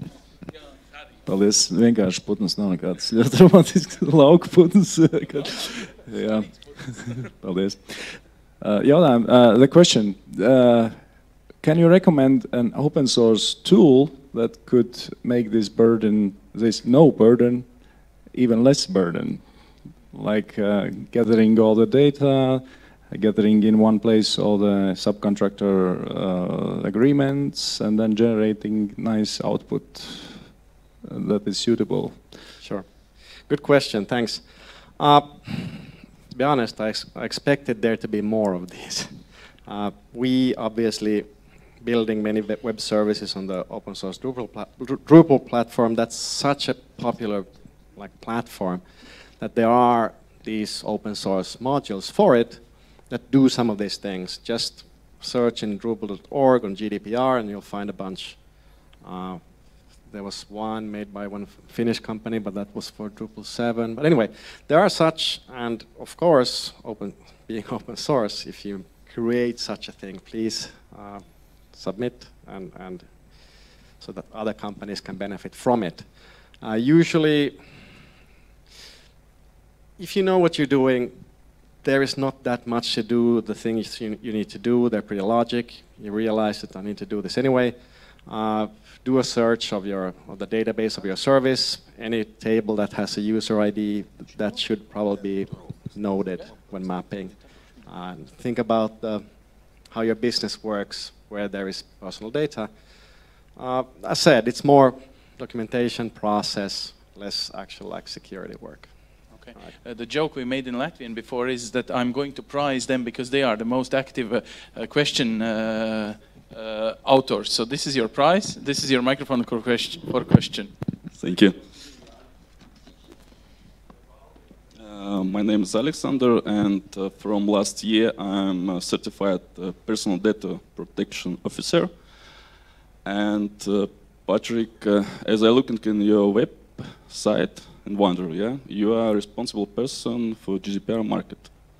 I'm product owner. I'm not a DPO. Okay. It's more like a business development exercise for me. We expect this to evolve. I cannot say anything out loud now, but we expect this to evolve before end of May. No problem. My question, Patrick, is from your point of view, how you think, how many companies today are ready to invest money to this GDPR compliance?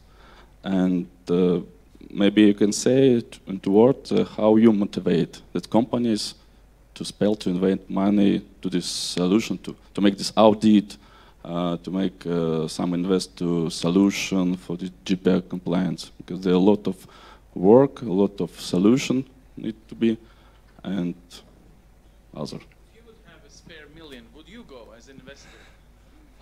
To my mind, today most of companies will wait this 25th of May, or maybe wait this first penalties with maybe 10, 20 millions, and after that started thinking. But how we work today?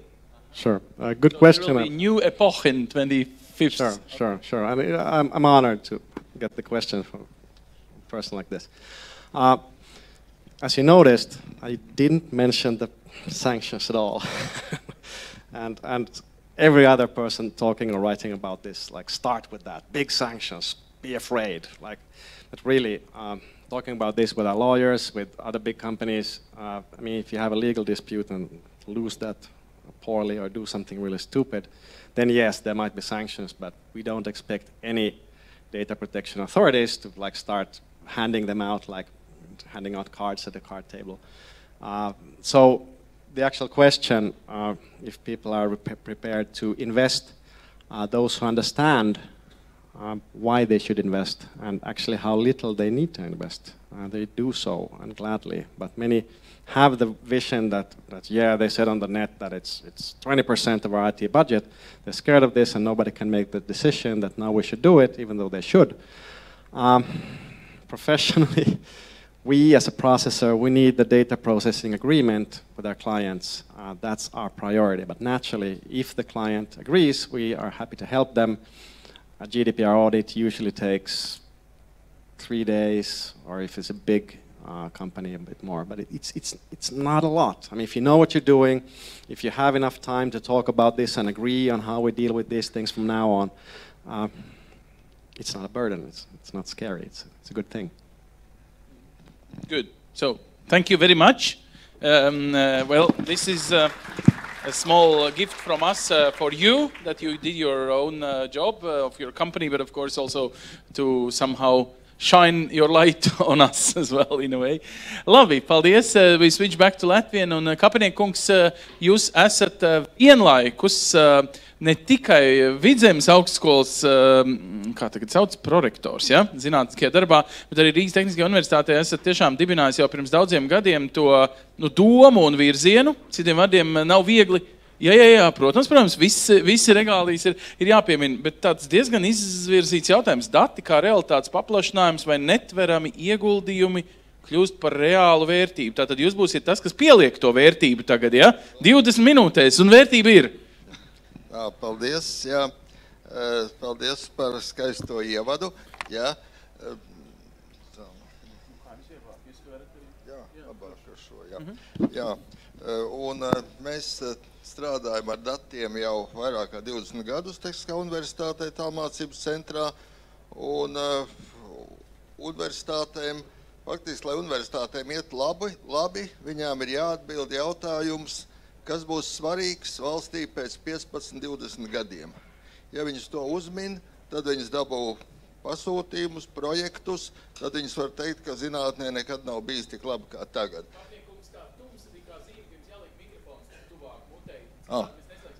Labi.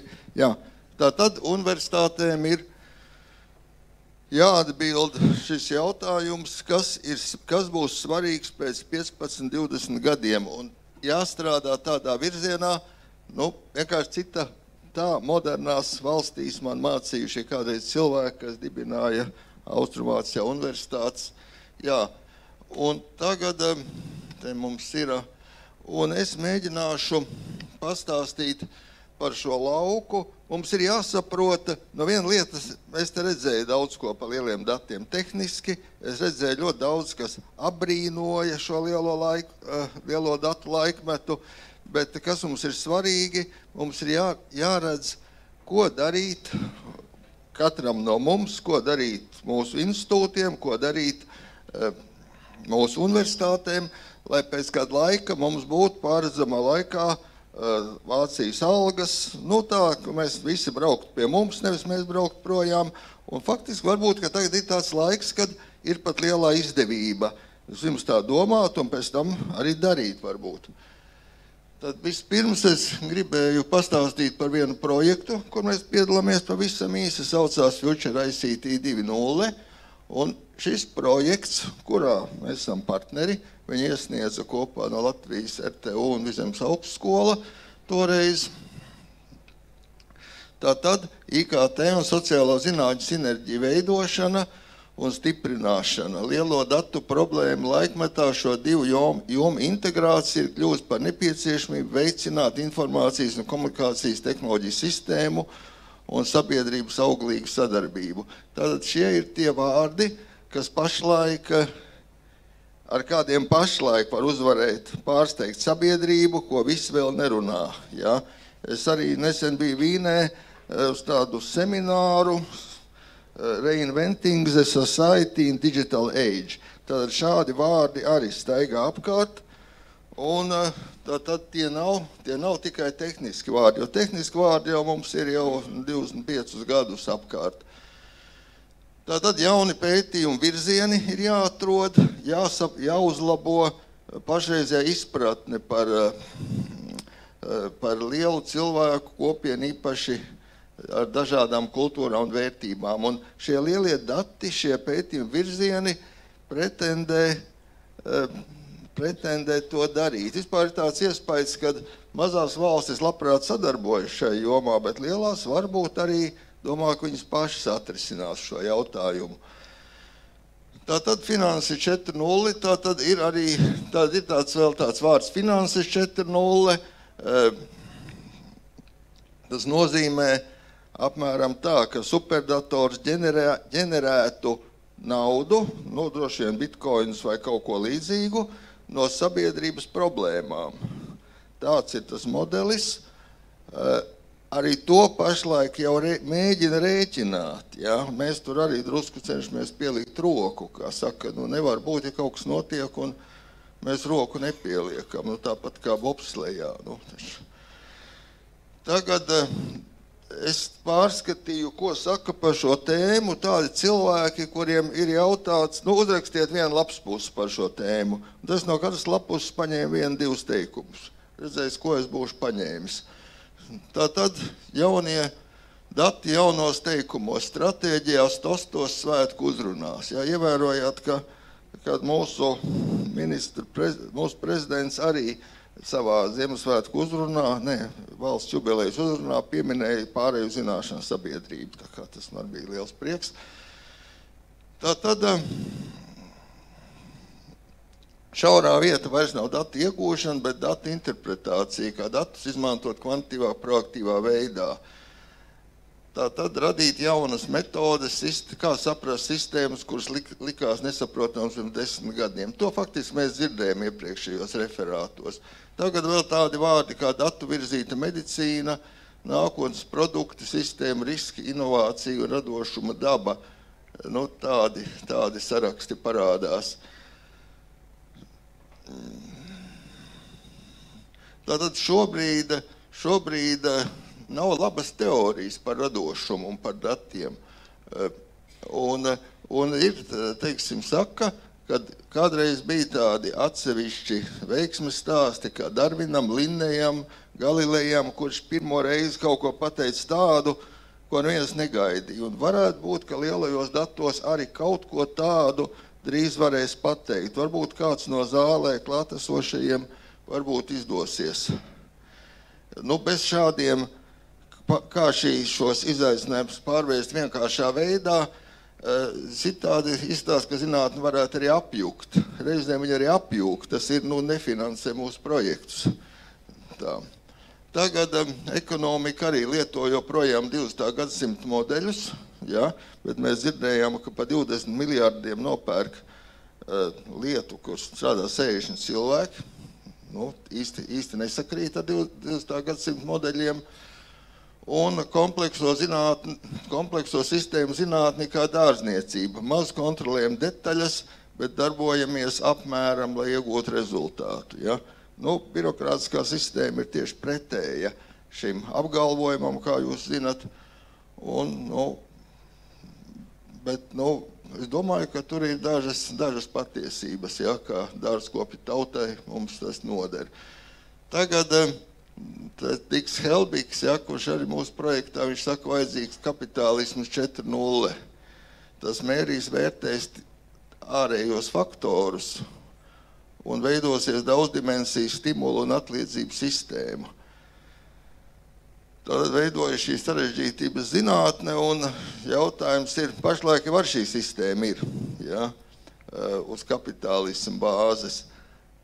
Redzēs, šādas runas pašlaik notiek nelielos semināros, bet tādos iespaidīgos Eiropas centros.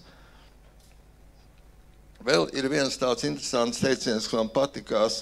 Mēs esam jauna zinātnes ēras rītausmā. Forši, kas nekaiš, ja?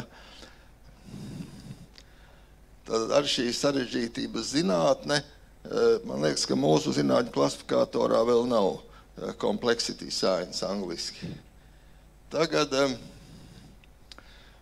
mūsu sabiedrība tās daļas pastāvīgi cīnās, lai noteikti tendences un paredzētu jaunas iespējas. Tomēr, kā redzams, radošums un inovācijas pretojas mērījumiem, sapratnei un kontrolei. Jā, ko neteiksi. Tātad to jau mēs esam dzirdējuši, kad visas sistēmas filtrēšanas attīstīsies. Tad mūsu komunikācija, miedarbība, vairāk tīkli, sakot, pašlaik tīkli veidojas, mēs nedarām labi, ja tās tikai gaidām. Tad ir arī viss šis kiberkara tematika, pašlaik, starp citu, Eiropas komisija ieviesa Horizon programmā pagājušajā nedēļā 50 miljonus nolika, lai izveidot 3 tīklus par kiberdrošību, katru pa 15 miljoniem. Tas ir labojums programmā, ja jums tā jaunā versija tikko parādījās internetā. Tagad Luciano Pinoteiro, šis man autors ļoti patīk, es viņu satiku Romas universitātē, 1,5 stundas runājām, un viņš ir fiziķis, ja? Un viņš saka, ka jābūt skaidrai izpratnei, pats par sevi saprotams, kurš teiks nē, bet es pēc vēlāk parādīšu vienu viņa pētījumu, aprēķinu, kas man ļoti iespaidoja. Tagad, šeit ir par finansēšanas aģentūrām, ka viņas arī aizmirst, kad visiem projektiem nav izcili rezultāti. Tas ir, acīmredzot, dažiem ir tādas problēmas. Tagad, ko saka apvārsnes 2020? Ja? Viņš saka, internet nākamās paudzes būs daudz valodu un iekļaujošas, un valodu tehnoloģija attīstība pārvarēs valodas barjeras. Un arī jaunas, tas ir nākošās paudzes internets. Tāda sajūta, ka, ja pašlaik internets ir tāds, vismaz kā es tāda sajūta, ka pašlaik internets, un tur visa informācija, tā ir tā brita enciklopēdija, tikai daudz labāk pieejama, vai ne? Kad varētu būt, kad viņš kļūst tāds atbalstīgi mācošs, jo pašlaik e-studijās ir milzīgs atbirums, un visi slavē e-studijas, bet piedalās ļoti neliela sabiedrības daļa, pat tā pārāk nelielās nekur, cik maz piedalās. Tad nākotnes industrija. Un arī šajās e-studijās ir tāda tendence, kas pašlaik jau ir formulēta jau Eiropas politikas līmenī, beidzam mēģināt pelnīt naudu ar šiem e-studiju kursiem, kā 20 gadus mēģināja. Dažiem ik pa laikam izdevās, bet liekam visu kopā un taisam šo stikla kalnu, mums jau ir prototipi, ja, kad taisam šo stikla kalnu un tad priecājamies, ka mēs tur esam. Un vajadzētu arī tādā veidā augstskolām vairāk strādāt, jo mēs paskatāmies atpakaļ, te pirms 10-15 gadiem ir izcili izcili darbi Latvijā radīt, kurus tagad tikai rada citās valstīs līdzīgus, bet taisni šī dalīšanās, ja, varētu teikt, bezmaksas, to vajadzētu daudz efektīgāk. Tagad šeit ir vēl par blokķējuši, te par tehnoloģiju, jā. Tagad drusku par Latvijas augstskolu stratēģijām. Mēs viņus arī palasījām, dažām man tur ir iespēja šo to ierakstīt, un apstamies, kas ir, teiksim, RTU, datorzinību fakultātē ir šīs pētījuma metodes ir ierakstītas. Jā, tad visaptveroša datu apstrāde, izkliedētās sarežģītās vidēs. Apskatāmies RTU e-studiju tehnoloģiju fakultāte. Pētīt lielu apjomu datu procesus, īpaši tādās jomās kā lietotāju uzvedība e-studiju vidēs. Zināšanu vērtību ķēdes izpēte dos iespēju attīstīt progresīvu zināšanas mācīšanās tehnoloģijas. Tad diezgan labi sakrīt ar konferences nosaukumu stratēģiju, kas bija pirms 1,5 gadiem uzrakstīta. Tad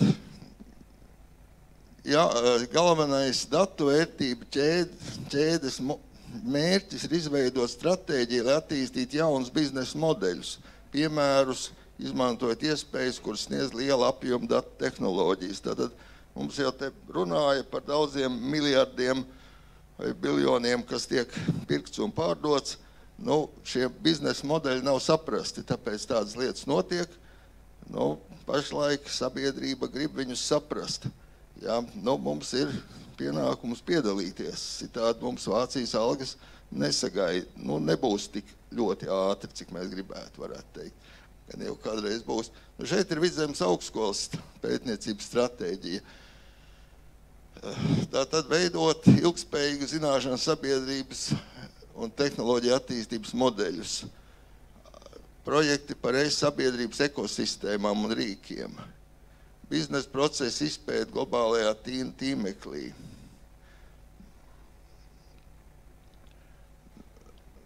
Tātad veikt pētījumus ar mērķi jaunās tehnoloģijas padarīt par sociāli un ekonomiski produktīvām tehnoloģijām, īpaši izmantojot IT un lietu internetu risinājumus. Tad šie vārdi ir diezgan pareizi. Viņi velk uz mērķi, jo ir pašlaik to jūs jūtat, kad ir tāda situācija, ka ļoti daudz, kas ir pa brīvu, un tie, kas visiem visu dod pa brīvu, paši ir ļoti dārgi uzņēmumi. Ja? Tad ir šī vērtību radīšanas ķēdes, viņas ir dažiem paveicās. Ja? Nu, tad jāmēģina ir labāk saprast un izmantot, jo radīsies vēl, acīm redzot, ļoti daudz šādu uzņēmumi, jo globālais tīmeklis tikai 20 gadus vecs, un tas ir apmēram situācija, kā 20 gadus pēc Amerikas atklāšanas, kad Kolumbs būtu teicis, zini, Izabela, tur pēc kāda laika puse pasaules ekonomikas būs Amerikā. Nu, ko viņa teiktu? Nu, ej, izgulies vecais. Ja? Bet pašlaik ir tieši tas pats, kad Eiropas komisija uzskata, ka puse biznesa zināšanu sabiedrībā ir web bizness. Un mums taisni ir jāpieaudzē puse iekšzemes koprodukta, lai mums būtu Eiropas vidējais vai bišķi pāri. Tad jau būs pāri, ja mēs pieaudzēsim. Ja? Un tad ir jādomā, kā to darīt, izmantojot web biznesu.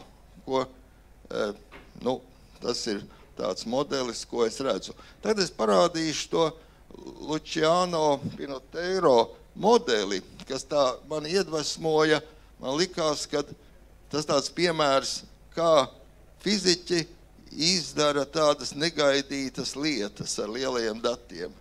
Tātad šeit ir valstis, šeit ir dati par visām valstīm, apvienoto nāciju eksporta, importa dati, sarežģīto produktu un vienkāršie produkti. Nu, tas nav jāsaprot tik, tas pirmais attēls, ja?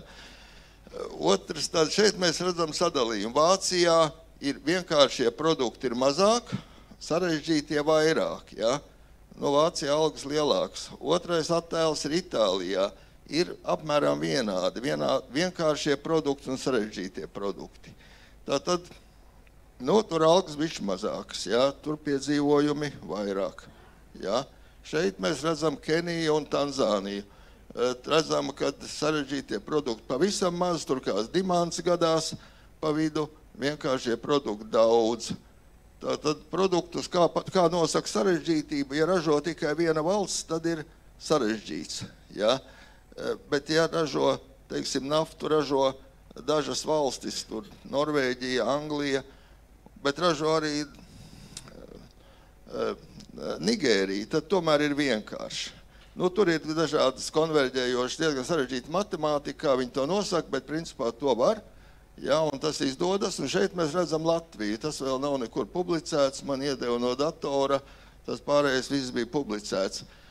Bet, nu, mēs redzam, ka Latvijā ir vienkāršie produkti, ir vidēji sarežģītie, un arī ir sarežģītie produkti, ja. Tur droši vien mildrunāts un Xaftech, dažādas telekomunikācija tehnoloģijas varētu būt tur labajā pusē. Viens tur pavisam galā ir droši vien mildrunāts, bet es nezinu.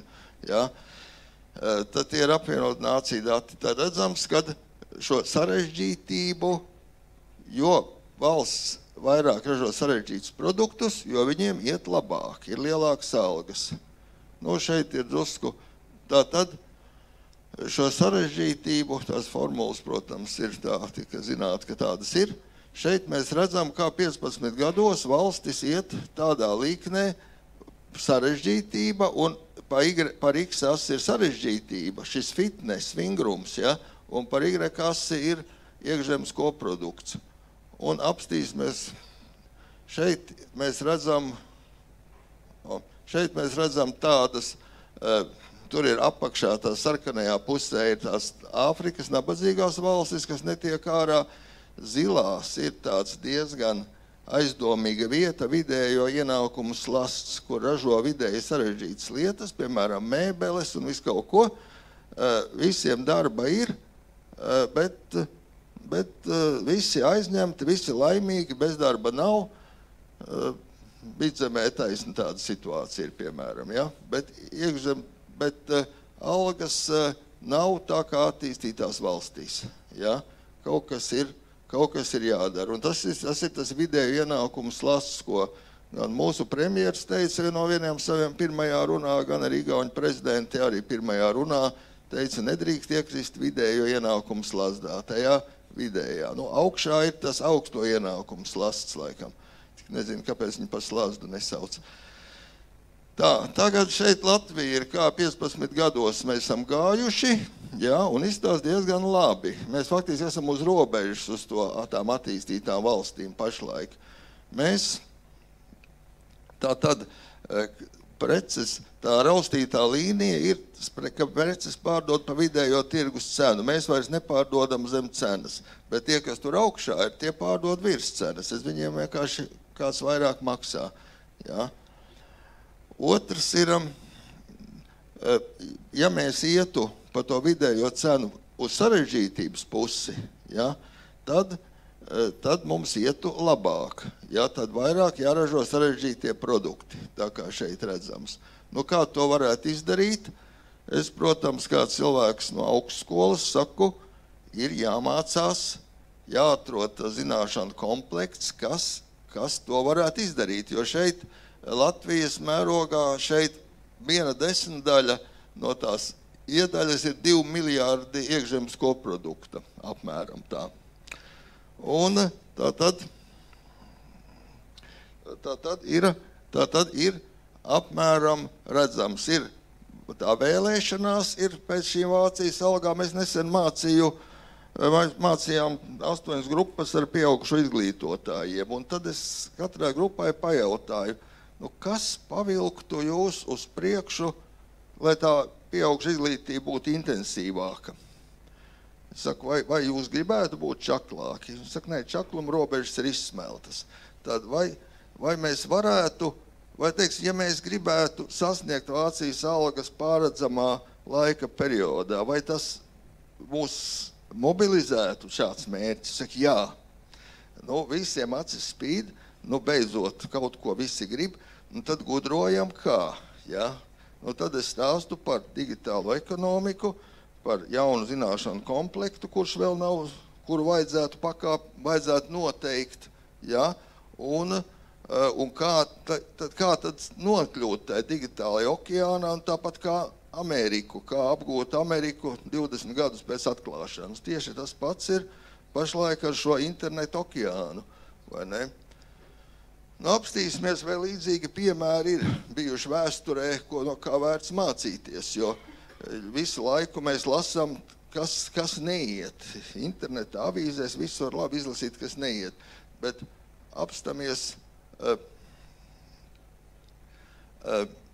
apstīsimies, jā, vai kādreiz tā jau ir bijis, jā. Tad te viens no tiem guru bija teicis, ka mēs esam jauna zinātnes ēras virsotnē tajā rītausmā.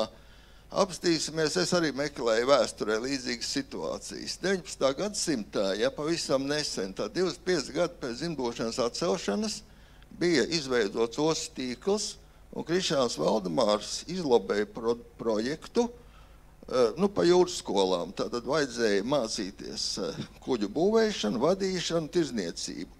Un, var sakot, to dārzā un tur strādājot dārzā, tu bagāts nekļūsi, braucot ar kuģiem, bagāts varēja kļūt. Nu, es te karti ar pieliku klāt, ja. Un tagad 21. gadsimts atkal esam 25 gadu pēc barikādēm, atkal 25 gadu nodzīvojuši brīvībā, mums atkal ir globālais, nevis ostu tīkls, bet internet tīkls. Mums ir redzējums par zināšanu komplektu, kas vajadzīgs veiksmīgai darbībai šādos tīklos, mēs jau daudz referātos iepriekš dzirdējām, un var pieņemt, ka tuvākajos 10 gados daudz mazas grupas radīs daudz produktu. Tad šīs ostas vairs mums nevajag. Jūras malā mēs varam pie visām upēm viņas būvēt, pie Gaujas, Daugavas, Lielupes, Ventas, visur, kur ir dzeramais ūdens. Ja? Tātad ir tātad šādā veidā.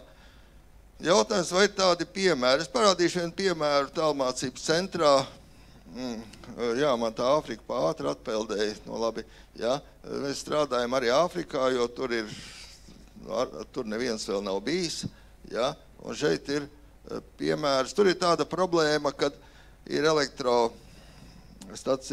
elektrokompānija, tā kā Latvija Energo, bet savu citādi, un visu laiku nāk sūdzības, kad nav kaut kur elektrība. Un tagad ko iesākt? Lielie dati nāk, un, protams, kad tas ir īstais brīdis, tur kaut ko kaut kas tur ir. Viņa vajadzētu piespiest, laikam, pie ekrāna vai kā. Mēģināšu viņu iedarbināt.